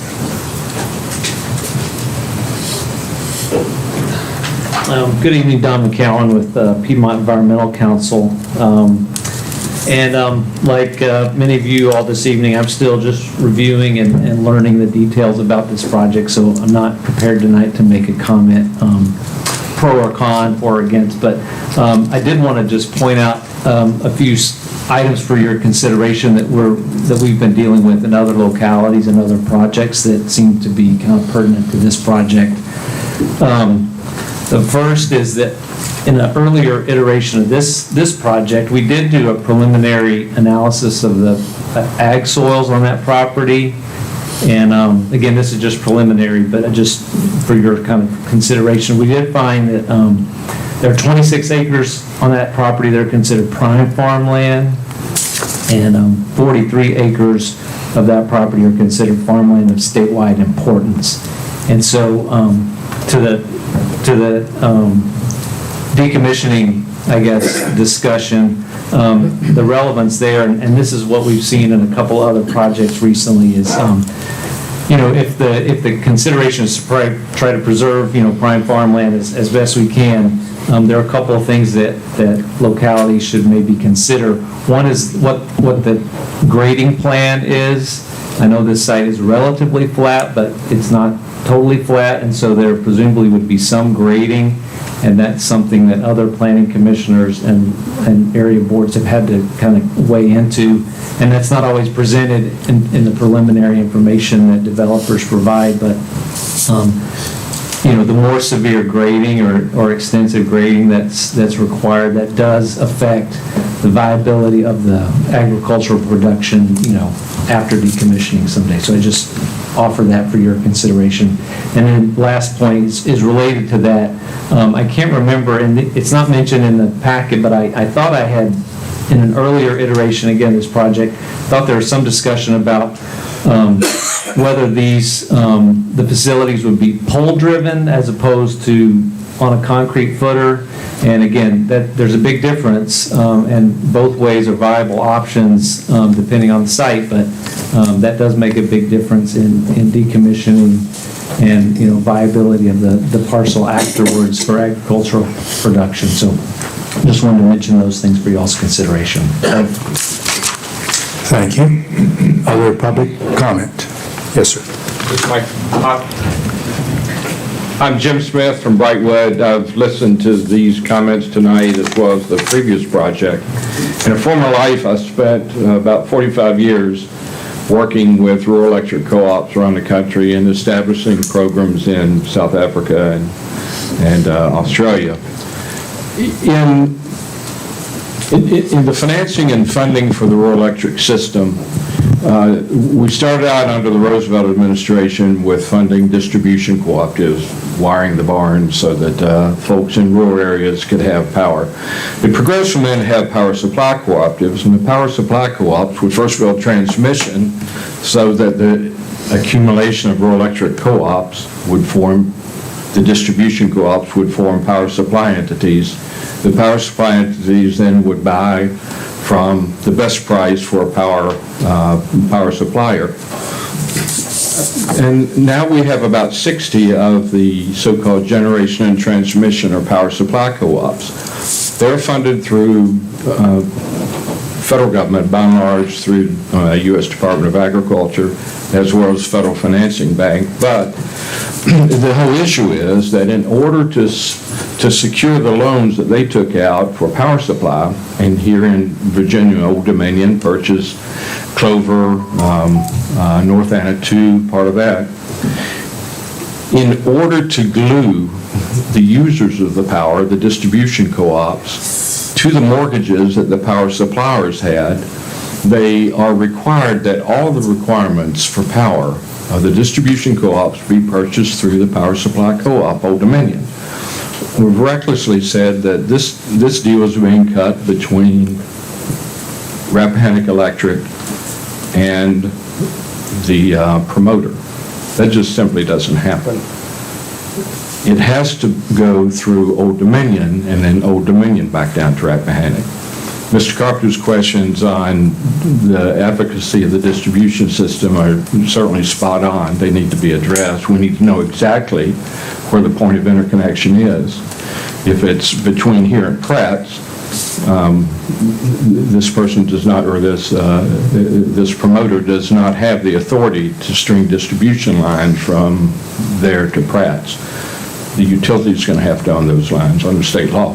The second issue is on the whole issue of decommissioning. As Cardi well knows, with his accounting background, we've been kind of sloppy as accountants. We need to look at an asset and determine or somehow allocate the wasting nature of that asset to the revenue periods over its useful life.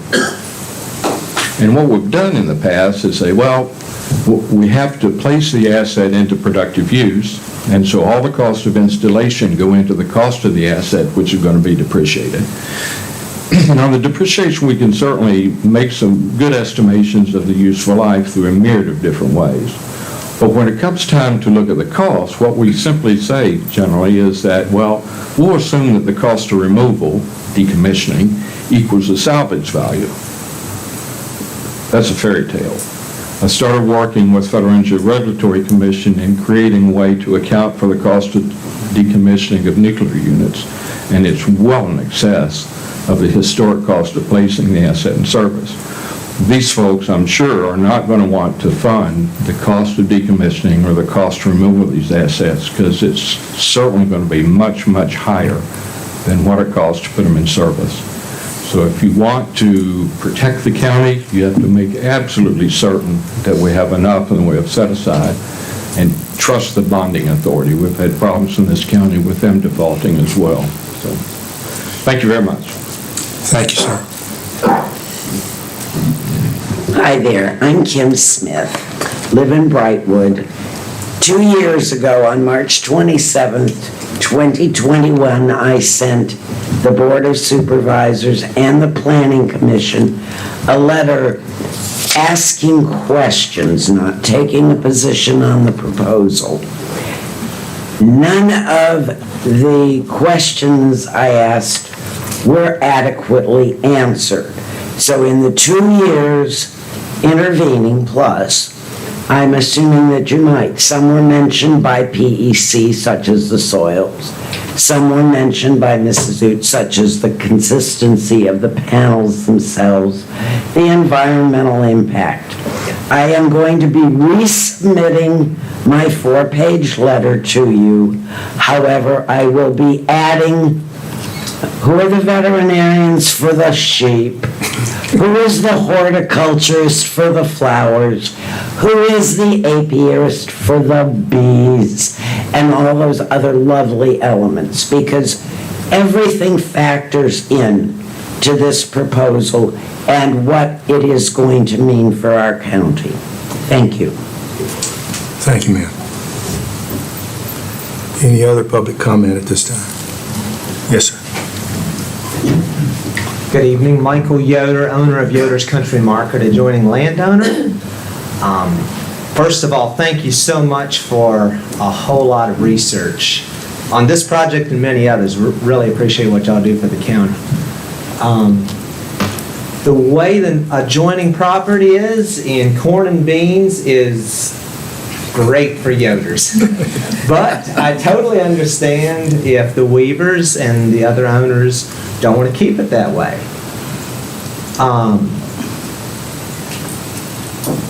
I'm not crazy about solar, but it could be worse. And if that's what happens, I guess I'm fine with that. I would only make one small request. In front of Yoder's, there is zero, well, there's a water line. I paid to bring public water in front of Yoder's. That is the only utilities in front of Yoder's. I would certainly prefer to not have power in front of Yoder's. If it would be put underground, I guess that could work. I do not want overhead power in front of Yoder's. So those are just my preferences and my comments. Thank you very much for your time. Thank you, sir. Any other public comment?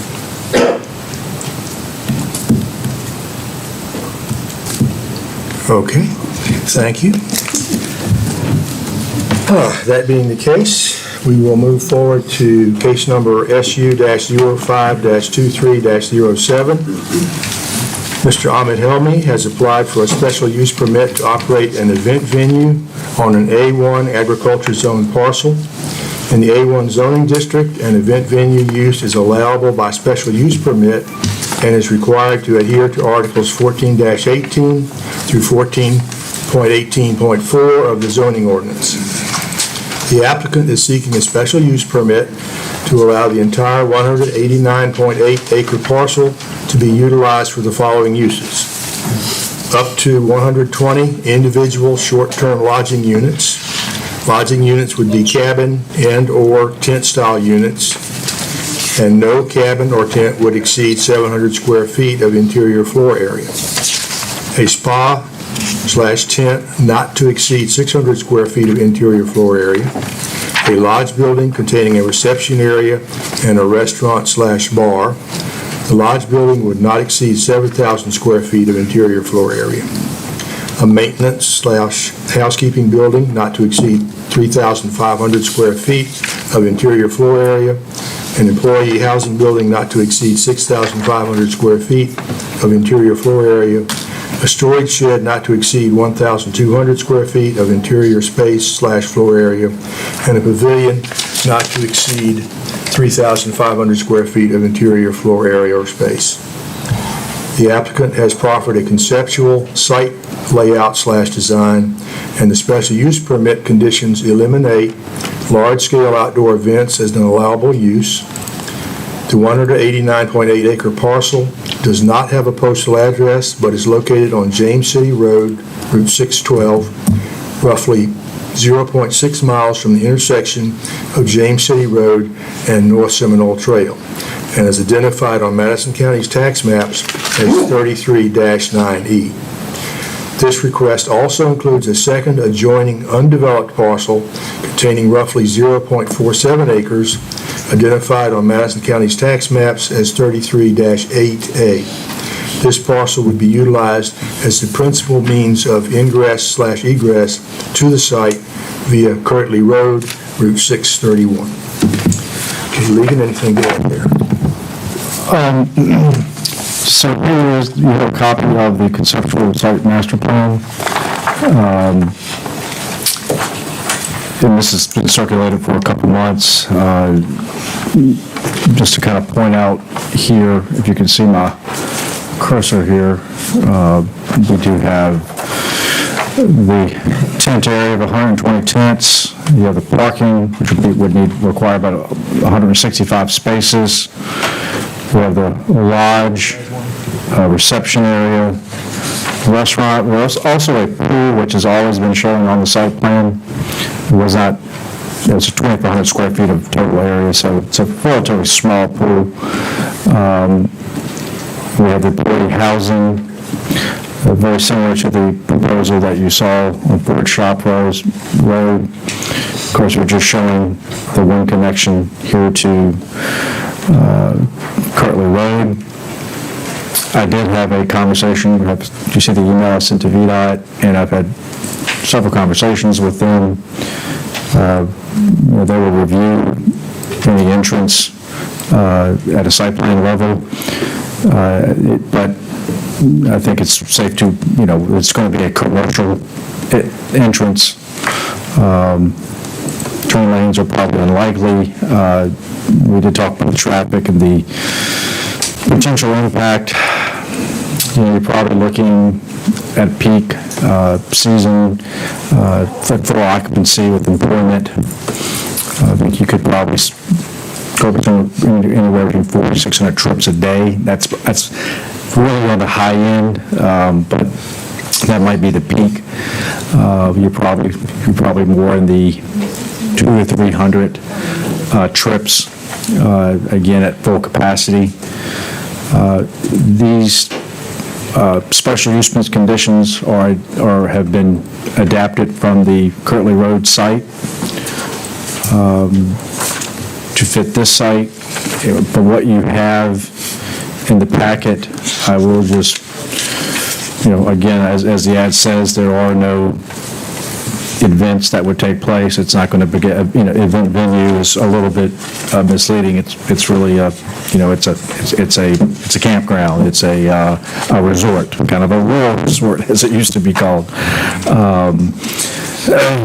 Main focus is camping, lodging. I think we've heard from Mr. Helmy in the last year, this type of venue that he's looking to potentially bring to the county. He would be tied to this site plan. The one thing there were a few small things that were added. If you look at this highlight right here, there would be a hot tub and a swimming pool, not to exceed 2,500 square feet of surface area. And there was another addition, relatively small, to do a buffer along the properties that are located on the, and I'll pull the map up, a 60-foot buffer between these tax parcels, which all are located on James City Road. It would be just undeveloped buffer that would leave I'm sure it would be cleaned up some, but would leave the vegetation there in place to provide a buffer between those properties. Again, would require a 50-foot buffer anyway. As far as the site goes, I have been on, I do have some pictures that I'll provide at the joint hearing. It really is grown up. I think it was I've heard it maybe 20 years ago. This growth is maybe 20 years or so. It is really impenetrable to walk on. You can take the sort of pipe stem that comes out. You can drive down there, but once you get on the parcel itself, it is dense to walk through. There is a flood zone, and that is on the map there, but there's no development in that area.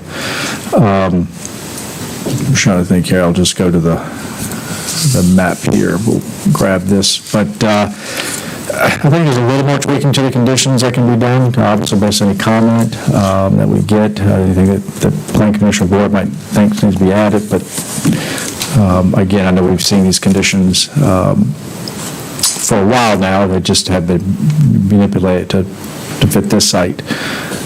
So I'll go ahead and grab the parcels here. So these are the parcels that would have that here is a subject parcel. There's that connection out to Kirtley, and these parcels here would have that buffer zone.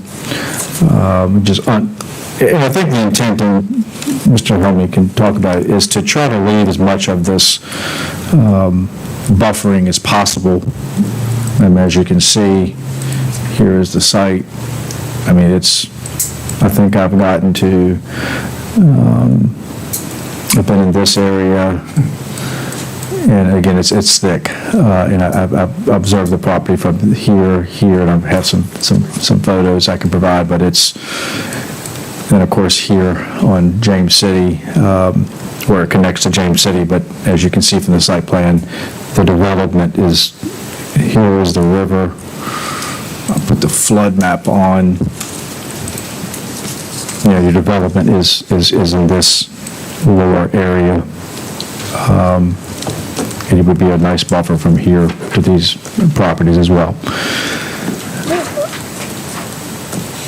Otherwise, any questions from you on this? Any questions for Legan? Yeah. One question maybe, I love the idea of the buffer. That's great.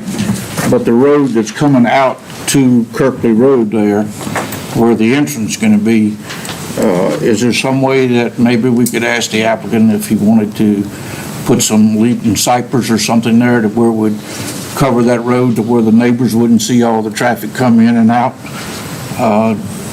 It would cut down on the noise and keep the people from seeing it. Well, I think that's a great idea.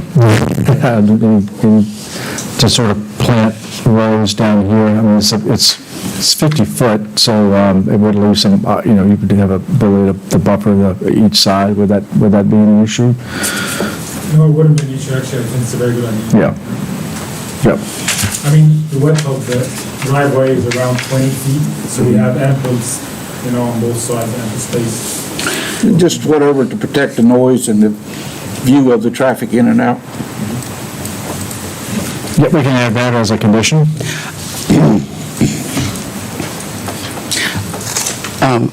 And I have something else to ask about.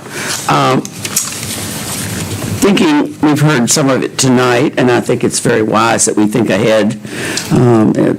All these projects will certainly outlive me, so thinking ahead for everybody else.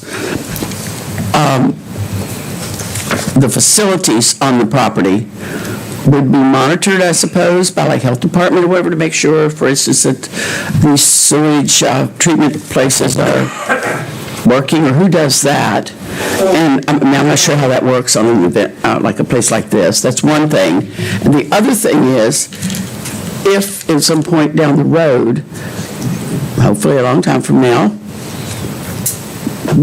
when it doesn't exist anymore, who's going to take out these things? Who will own the property? Are you leasing the property? You're buying the property. So they could just stay, I suppose. You know what I'm thinking?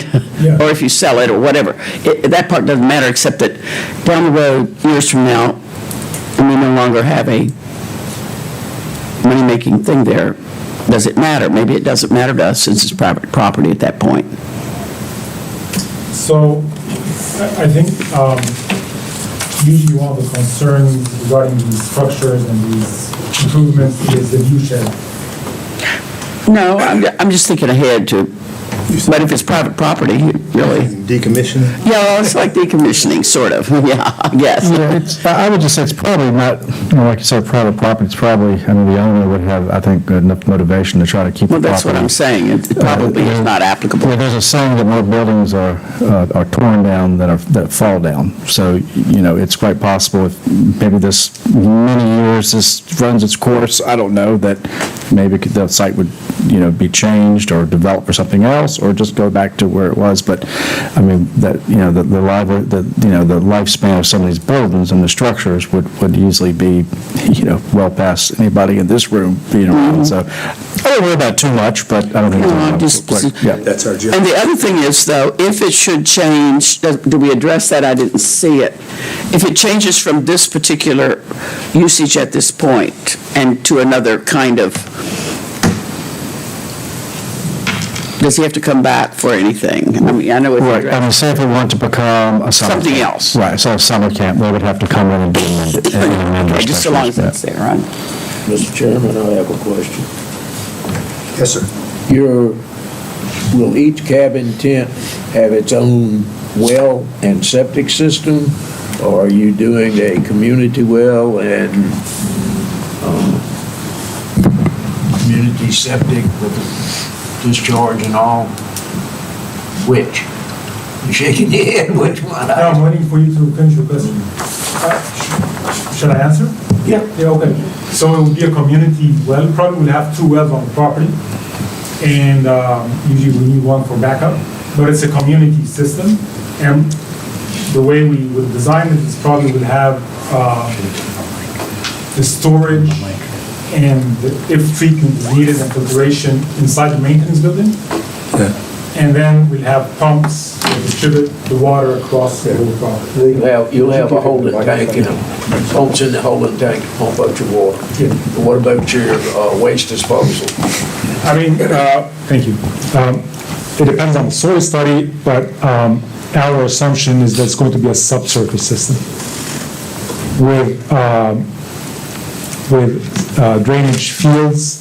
I would imagine one dedicated to the lodge, just because we have grease traps and a kitchen, and it needs a different system. And then probably a few, 2, 3 more to serve the rest of the property. Okay. Yeah. Any other questions? Anyone else?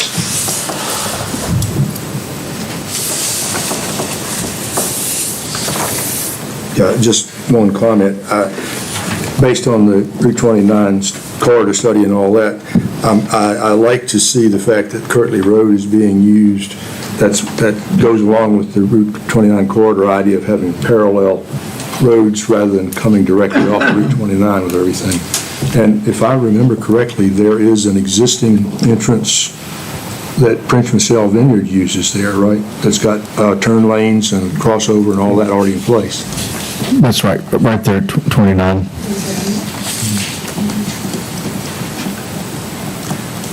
Just out of curiosity, are you planning in the future to use the kind of the northern portion across the stream there for trails or? I would imagine in the future we could have trails on that side, but for now, for economic reasons, we'd rather condense the site on that side of the, it's way more economical. Yeah. The potential drain field areas, since those do not have or cannot have trees on them, do you have some plan for like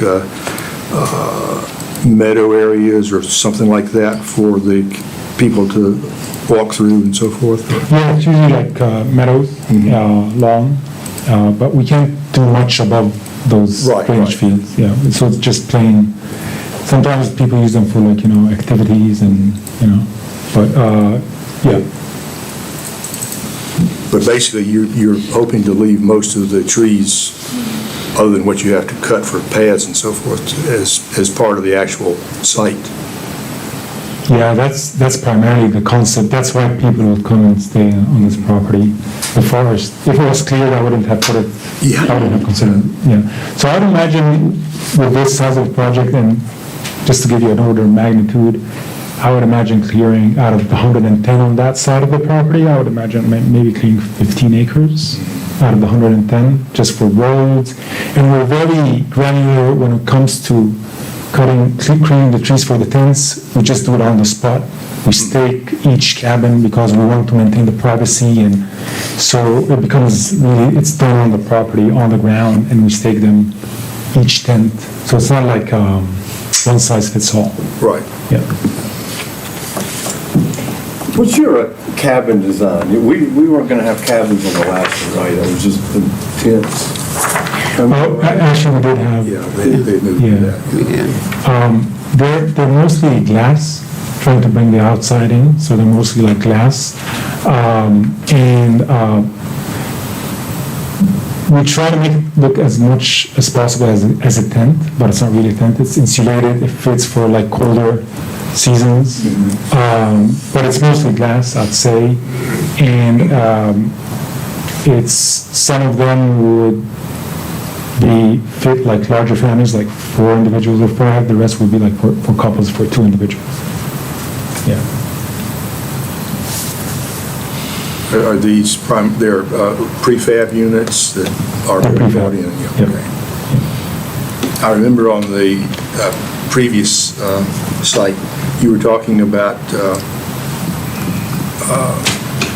fire pits or something like that, being aware of the need to avoid having any fire hazards. Is that still part of the plan? It is part of the plan. So yeah, I think we do mention it in the conditions here, but fire pits and it's, I think, paragraph number 16. Says each camping cabin, kind of cabin shall be provided with, with a metal or masonry fire pit for placing and containing campfires. And we wouldn't be allowed to have campfires outside these designated areas. And we should follow the Virginia Department of Forestry, if, seasons, if there's any prohibition or something, we would follow that. Yeah, in a heavily wooded area, that's even more important. Yeah. And we also have buffers around these fire pits. Part of the site plan, even though we've seen some visuals, I know before, part of the site plan submittal would be that we get actual submittals on the actual, structures. I know we have a good idea, but just that was in there as well, so. Will the restaurants and the pools be open to the public or just your guests? To the public. Oh, sorry, not the pool, the restaurant. The restaurant, yeah, but the pool is just designated for the guests. Okay.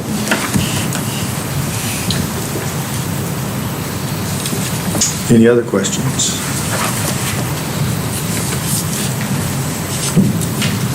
Any other questions? All right, if not, are there any comments, public comments? Again, asking for a 3-minute limit if you would. Come identify yourself. Let's see, you might make... Okay. I was going to hand it, you can just pass it through the back road. Yeah, because I got a feeling Kirtley Road has a little different opinion than most of you all do. Glad to see the buffers on James City, but the way we are looking at this, right up against our lots will be... Would you identify yourself, please? Oh, I'm sorry, I'm Janice Seekley, and we actually have Stoneyard Tree Farm on Kirtley Road, plus we have 2 houses on Kirtley Road. Both of them are will be right on, let's see, I'm not sure, not sure which plat it would be, to be quite honest, but. They're in our backyard. Yeah, you're basically in our backyard. I mean, totally in our backyard, not to mention Miss Newton's, Karen Newton's will be right next to that driveway. I mean, her house will be no further than, yeah, me to the wall over there. And you're talking 400 to 600 cars a day. And I don't know how many of y'all have been on Kirtley Road lately, but it's not really a paved road that's accessible to that many cars. On our division, you said there was a buffer on the other side. There won't be buffers on the buildings that are right on our road. And they're the maintenance buildings. To be quite honest, we were laughing. We'd rather have the solar panels than the utility buildings that are going to be right in our backyard. I know we need money. I was a teacher. I retired. They're underpaid. Strongly underpaid.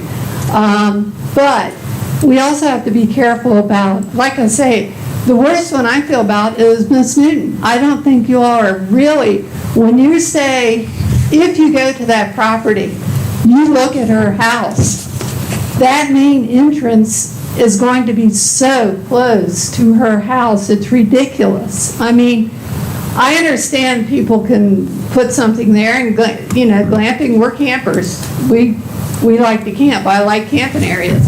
I just want to be really careful that this doesn't ruin our property value. And I know it's going to ruin hers.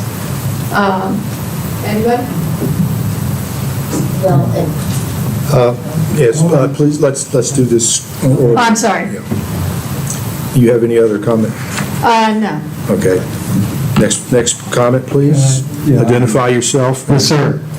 I'm Ray Seeley, owner of the, co-owner with my wife, the Stonehouse Christmas Tree Farm, which is 367 Kirtley, 329 Kirtley, and 359 Kirtley Road. My concern is with the Christmas trees. According to the diagram, is there a runoff or something right there, right against our fence line? right next to the staff parking area. It's a little hard to see. How is that going to be routed? And I guess the sewage system, I'm concerned about the drain fields, anything that would go or flow into where we are growing the Christmas trees, which, by the way, we've been doing that since like 1980. So that's one of my concerns. I like how earlier I heard it referenced as a camping area, but we have to remember at least several buildings of pretty good size, a restaurant, a bar. I'm sure when it's full, there's going to be noise. I know there was something in the packet about a noise curfew cutoff at 10 p.m., but I'd still be concerned about that. For me, it's just, I think it's a great idea, and I'm probably not alone in saying this. I just wish it was somewhere else. But anyway, so I do hope that you guys all consider the ramifications. And I do want to make one more comment about the buffer. It was definitely stated a couple of times, the buffer zone for the properties on James City. Reagan did mention, I think, a buffer zone for the properties on Kirtley, but I don't see anything in here that says that. If there is one, how wide is that going to be? I don't think there's really any issue doing the whole property. I mean, would that be something that, obviously we can, as a special use permit. I have a few comments, but maybe. Okay, yeah, well. Yeah, I'm through. Okay, thank you. Thank you. Any other public comment?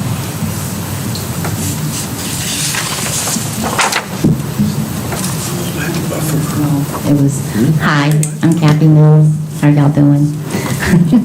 We live on 265 Kirtley Road, and I was standing on my pool deck last night looking at the mountains and the trees and enjoying the quietness, and I'm not feeling this, guys. It's too close. It's too close. It's in my backyard, and I'm a camper too. I love to camp, and no, it's going to invade our family's property, especially my sister's, and it's just and the buffers that are talked about. I was thinking, okay, if I can keep these trees, pretty much if I can't see it, any of it, I'll be okay with it, but I'm going to see it. E.J. Mills, 265 Kirkley Road. I'm concerned about my sister-in-law Karen as far as the entranceway that they'd be getting to the property. We were saying 400 to 600 possible vehicles going in and out. That'd be headlights showing right into her house all night long. Also, if you do install a buffer, that's going to eliminate his entranceway in, because her property is right along his roadway coming in. And as far as trees, that's not going to deter any kind of headlights, noise. With that many vehicles going up and down that road, especially at that time of night. And with restaurants, bars, that's even more vehicles going in and out. As far as access off of 29, y'all may want to look at that. The entranceway, in my opinion, coming off of 29 to Prince Michelle Winery is a very touchy roadway. A lot of times I come in through the bottom half of Prince Michelle Winery because those cars pop over that hill pretty fast. And it's just a lot of vehicles and a lot more traffic coming into that area. Thank you for your time. Hi, my name is Karen Newton, and I am at 93 Kirtley. As they have already appealed for me, I am very concerned about the traffic. I'm very concerned about the noise. I'm concerned about the whole issue. I still haven't quite come to terms as to how they will have an entrance on that small of a lane that's beside me. I'm not sure how you could have double lanes going into that area either. So in addition to all the other concerns, that's another thing I just don't really understand. I can't believe it's wide enough to have a two-lane, you're just going to do one lane in and out.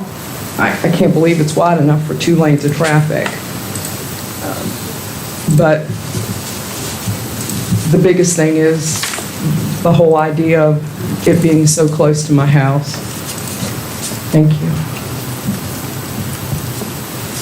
Hi, I'm Teresa O'Donnell, and we're at 163 Kirtley Road. I guess my questions, and I had the same concerns as my neighbors, but will there be bathhouses, or how are these 120 lots of campsites going to have bathroom facilities in each site? Or I don't see anything for bathhouses, showers. I'm concerned as far as them having an employee residence. I mean, most businesses have employees that come to work and then they go home. So that just means an additional amount of people living on that site that, to me, if you're going to bring jobs into the county, they should be county employees that would work and go home and not have to live there. So I just have, concerns too also with the noise, and we live in that area because it's a quiet country community. Thank you, ma'am. Other comment? I'm Jesse O'Donnell, and I live at 163 Kirtley Road. And it's been 35 years since that place was bush hogged because I did it last. And nothing has been done to it. John Claiborne bought it, I forget when, and nothing has been done with that property since he bought it. So the buffer zone will be no problem. It's a jungle from one end of it to the other.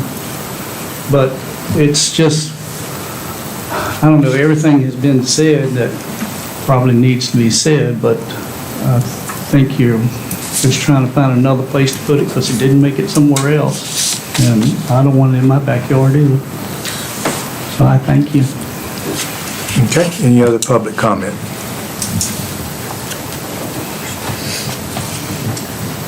All right, we thank you. All right. No, I just wanted to show.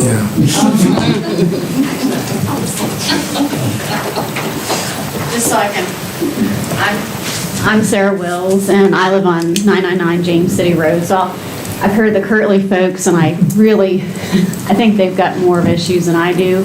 But I was bolded. My properties are those two right there, and I talked to Legan quite extensively. My house is pretty close, but actually the Hoffman's house, which is the other 2 parcels that were listed, they're even closer. So I feel for these guys, I feel for the Hoffmans, and frankly, even if the trails don't happen for a while, there's gonna be tons of people up there.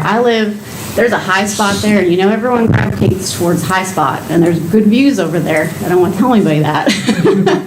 And I'll plant lots of trees and make it even more of a buffer. So I really want a buffer if it is gonna happen, but I'm listening to these guys, and it might not be a good spot. So I'm opposed to it a little bit with some provisions. I might be a little more amenable to it, but I think you should listen to these guys because they're going to be affected by it even more. So thank you. Thank you. Any other public comment?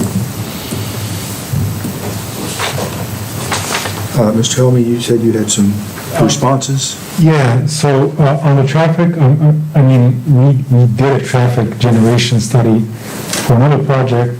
We used the 10th edition of the Institute of Transportation Engineers, the ITE, which is for the most part used for these kind of projects. I would say, and again, we will eventually provide VDOT with a traffic analysis, but it is not 300, it is not 400, based on, the ITE in a peak in the morning, I would assume 45 a.m. traffic, and in the PM will be around maximum 81, factoring in traffic for the restaurant. So that's based on the IT. It's not my opinion. And VDOT will have to approve it, of course. As for the buffers, if this is I don't think the view shed will be impacted because I'm willing to prefer having a 60-foot undeveloped buffer all around. if this is going to make things better for the neighbors. So I think from a view shed standpoint, they will not be seeing any of our structures.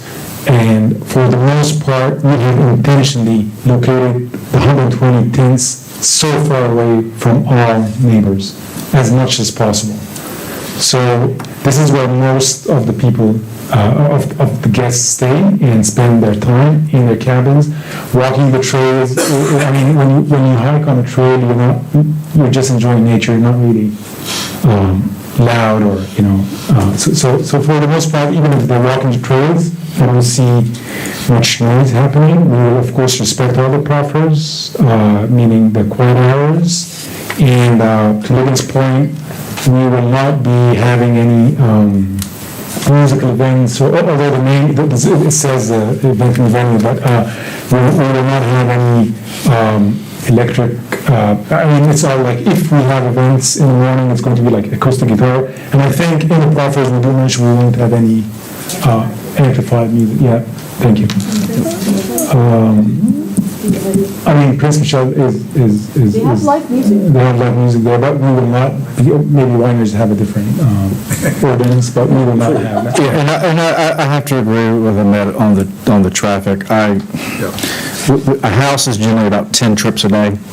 And I was talking to VDOT this morning, and said, well, maybe 4. He said, well, that's probably a little high. So I like to give, the highest 4th of July weekend, people are coming, that is probably, even 400, I think would be, but still, I mean, obviously it's more traffic, but I thoroughly agree that's, the 400 trips a day would be total full occupancy.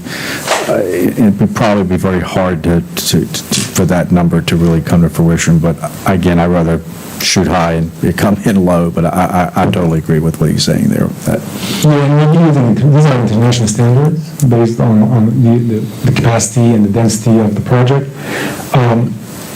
In addition to that, the distance that would be used by our guests on Crazy Road is a few hundred feet. I mean, once you go off 29, take a right, it's a few hundred feet, and then you go into our entrance. To the point regarding the width of the entrance, I mean, the site plan that you see is designed by professional engineers. So we know, I mean, it's going to be a 20-foot road capable of, the full fire apparatus can go on it back and forth. And it's designed to hold that kind of, large truck. So it is designed to as a two-way road, 20-foot road. I mean, this is an engineered site plan. In terms of, I think one of our neighbors, or future neighbors, mentioned that concerns regarding their business, the Christmas trees. All these subsurface disposal systems are approved by the health department, and they have to be, all the sewer or all the, the wastewater has to be treated, has to be clean enough to go through the drainage fields and to go down in the water table. It is, and these are annually, I think more than once a year, audited by the health department. So this is a state agency that approves and permits and monitors these systems. Same for any stormwater by the health department or the environmental agency that supervises the permitting process. So I hope this gives some comfort regarding the quality of the treated wastewater that goes into nature. I've got a question for you. So the septic field is probably closest to the Christmas tree farm. That's going to be, is that just going to be for the staff housing more than likely? Because it seems to be an awful far away from where the campsites are. Yeah, that is correct. That would be probably a non-jurisdictional convention system because it's just for the staff housing and for the GM house.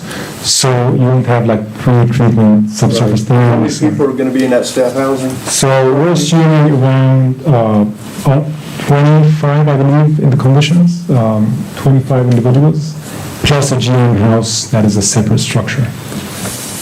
And on that point, usually we try to host around 65% of our staff on the property because some of them are seasonal, so they don't own or live in the area. But for like, I would say like the rest do live in the area. I mean, we prefer them. I'd rather not have on-site staffing. It's an additional cost, but that's the fact of the matter. We need to have this additional space for seasonal workers. If you look at this map out toward Kirkley Road, there's a lot going on far as drain fields, stormwater management ponds, all that type of stuff. But if you look at the scale on this thing, 1 inch is 200 foot. And if you measure from Kirkley Road back to where all the camping is and all of the restaurants and everything is going to be at, you're way over 1,000 foot from Kirkley Road for all the stuff that's going to take place at. All of those things we see out front is just merely drain fields, stormwater management. It's really, outside of the staff house, there's really no activity till you get way back into the property, which if you measure from Kirkley Road back to where all that's happening, it's way over 1,000 foot.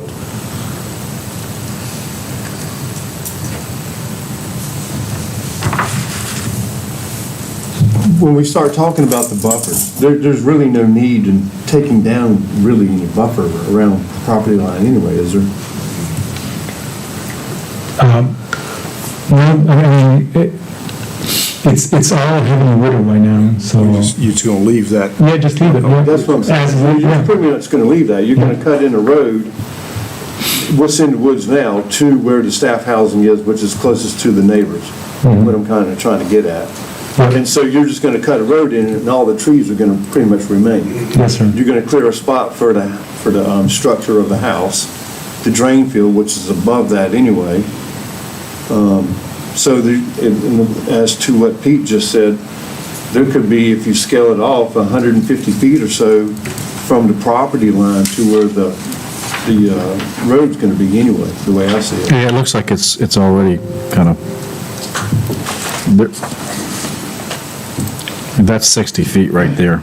And I do have distances between our structures and our neighbor structures. I can share it with you, because we did measure I mean, we deliberately tried to, distance our structures from the neighbors, so, I mean, I can share with you some distances here, but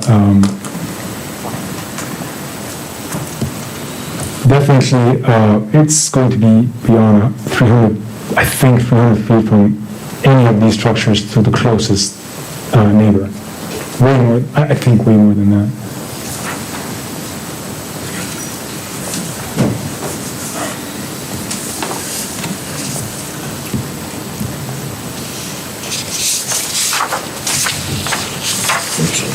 Any other question or comment on this?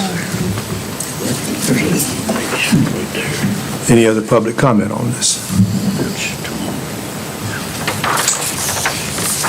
Okay. Can I just say one more thing? Sure. So when we talk about the quiet hours, it says here for site guests, we'll be told about quiet hours from 10 p.m. to 7 a.m. I'm sure with 25 people living in the staff housing, that would pretty much apply for them as well, because they're closer to the neighbors as well. Yes, sir, yeah, that is correct, including the staff. Yep. Okay, any other comment?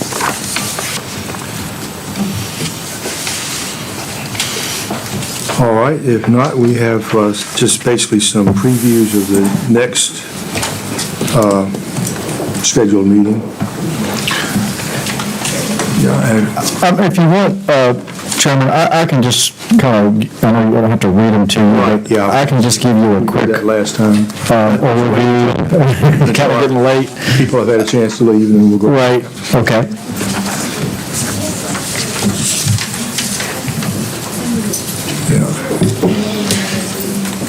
And hopefully that, Mr. Helmig's response answered a lot of the questions that they had, plus the existing agreements that are already, I don't think they had read some of those, so. Yeah, Logan, if you want to add, this additional paragraph, or actually extending the buffer all across the property. Okay, yeah, we'll add that.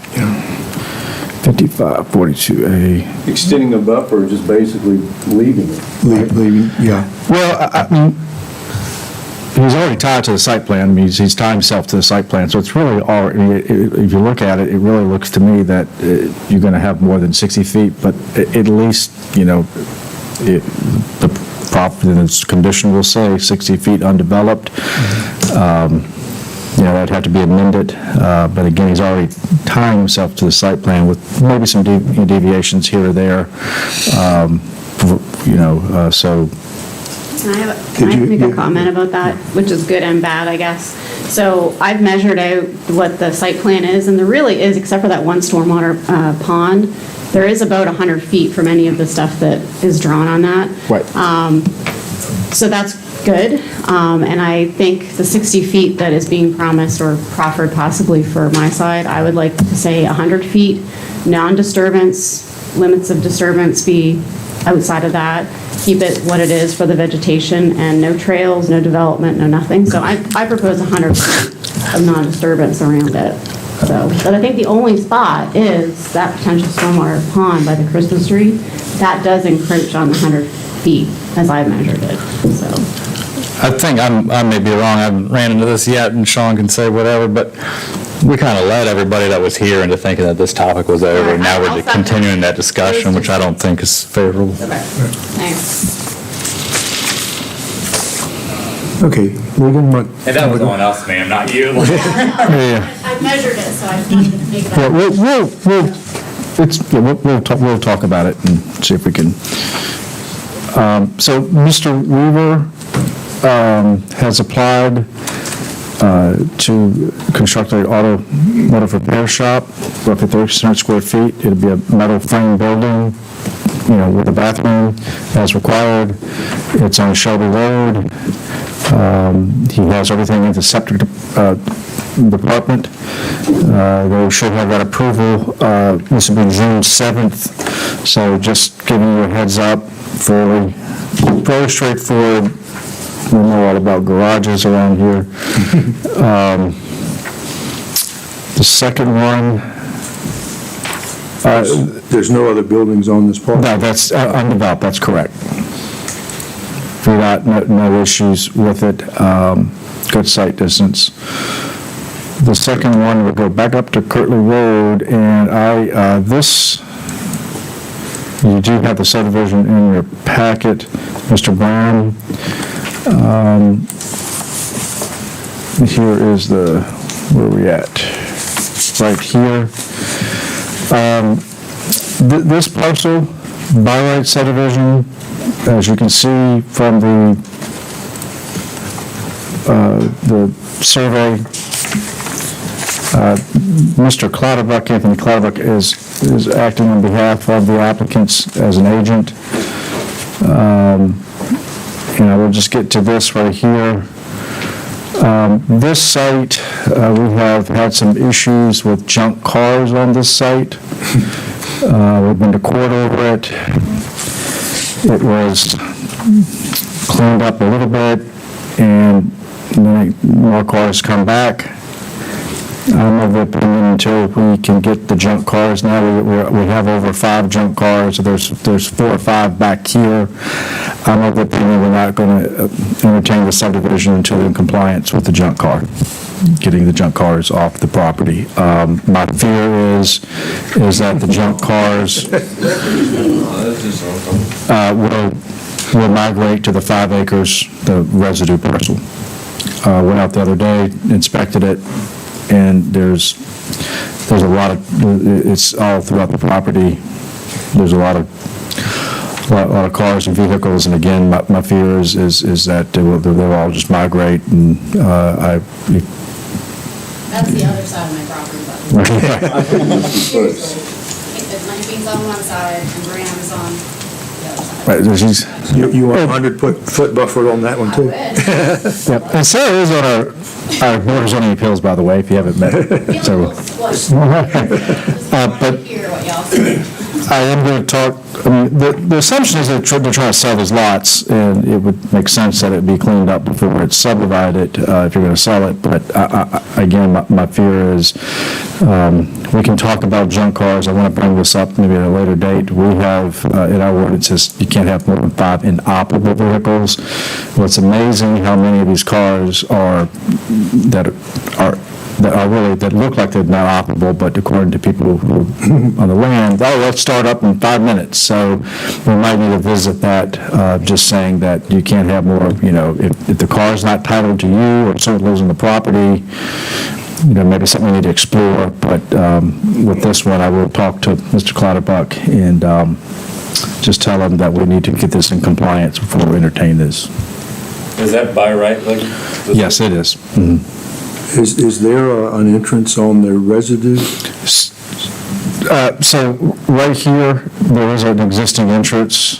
This is Ms. Wills to her property. There's an entrance here, and then there'll be a shared entrance there.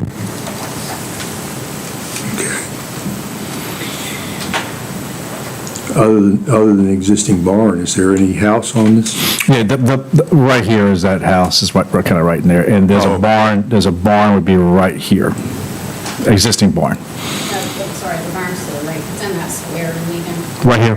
No, it's actually marked on the. Oh, it's right here. Okay, it would actually stay. That's right. I'm sorry. The barn would stay with the. And there's a bunch of cars, several cars back here, junk vehicles. There's a bunch around here. There's some around here. There's a couple back in the woods here. And I just think this is our opportunity to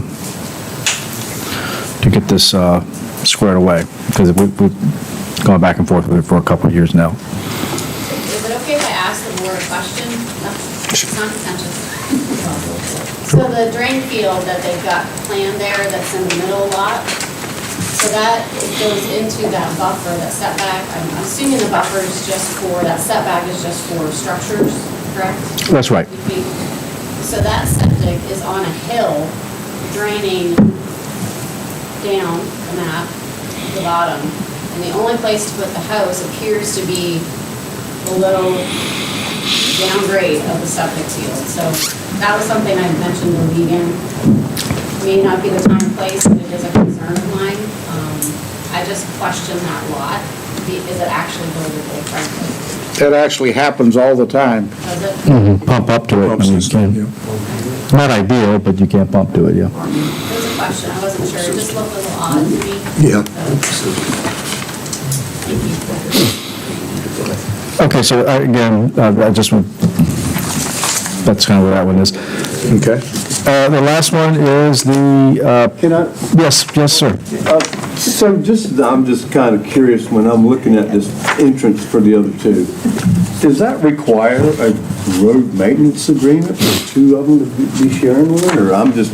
I mean, I'm sure that our code doesn't require for 2. I would have to think not, but I just don't know where that's. Usually, done. the deed would probably have some sort of a shared agreement on it, but we don't require one for it. And the last one is on Seville Road. This is the Pathwork. Pathwork Way here. This is the retreat. You can see the structures on the building, on the site. It's, I think it's 120 acres. This has been here since 71, as long as I've been on Earth. I think it was 71 or 72. This is a retreat. the founders live right here. Susan Tsitsinga, her husband, I guess, was part of this when it would start in the early 70s. He recently passed away.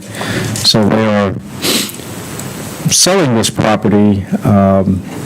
The current owners are selling this property, and they have a sales agreement, a conditional sales agreement with the applicants. I've been dealing with a Dr. Christopher Von Etlin, very nice gentleman, and this is a drug rehabilitation treatment center right now. It's a kind of a retreat, spiritual type retreat in the camp.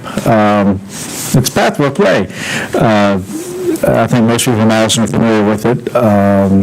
It's a very nice facilities. We have done inspections out there routinely. In our code, a drug treatment facility is defined as a hospital. It is something that's allowable by special use permit.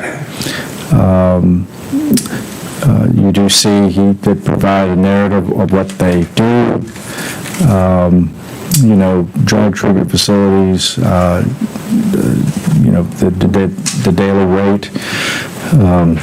This is something that is, I don't want to call it high-end, but it's fairly prohibitive in terms of cost.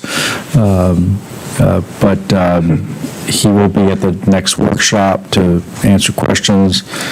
As far as conditions, these facilities under a lot of state regulations. You can see, I think he concluded a license there.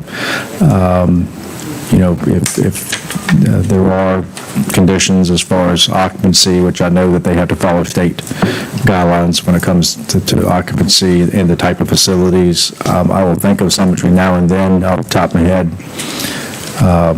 I think the definition, the regulations that they're under from state and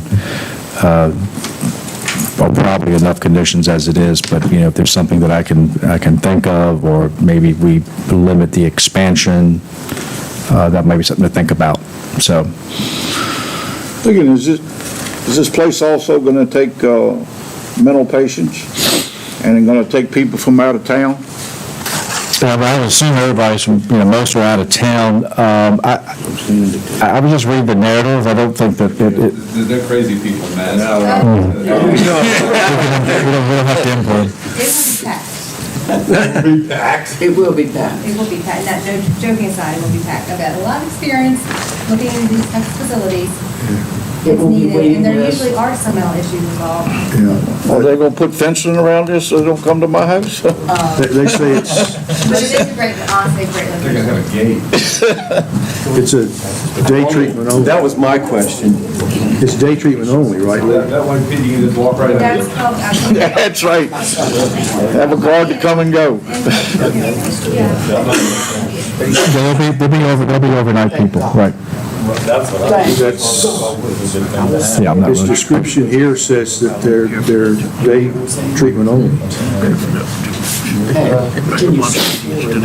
Out-of-area clients and those with unstable home environments are housed in local hotels and transported to the office for services. Okay. That's what they encourage you to do. If you keep going, you look for plans for the recovery village at Seven Oaks. Okay, They would be interested overnight. all right, good. His title at the top says Recovery Village Program Description. 4 weeks is more than. Damn, no That's sun what I was ever. thinking. That's a bit short. I thought it was already Yeah. I did it. Sure, I thought. So just put this on everybody's radar. It's in the front yard. We'll figure it out. It's in your front yard, not your backyard, okay. What is an IOP client? What's that? What is an IOP client? IOP? Uh-huh. I don't know that one. Ask him next time, you'll know. Intensive outpatient. Any other questions? I've experienced at least 7 of them.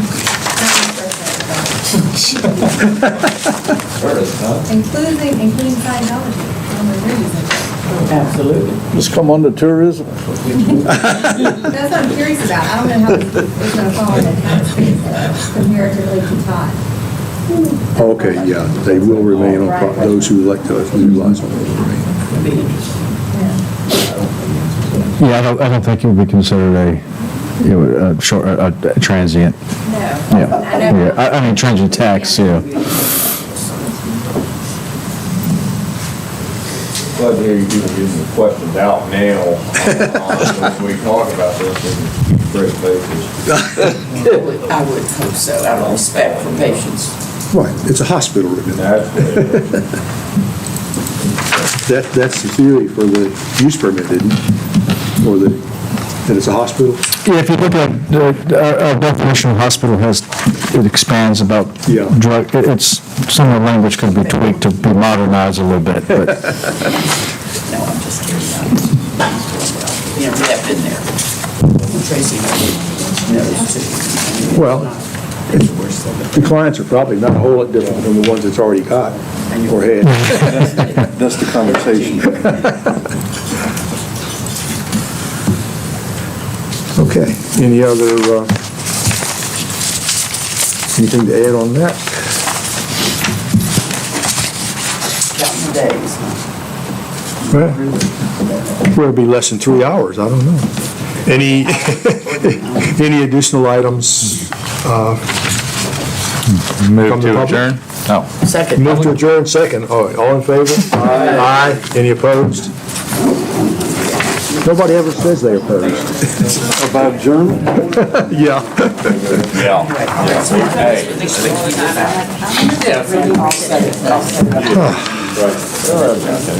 Well, could have been worse. Could have been.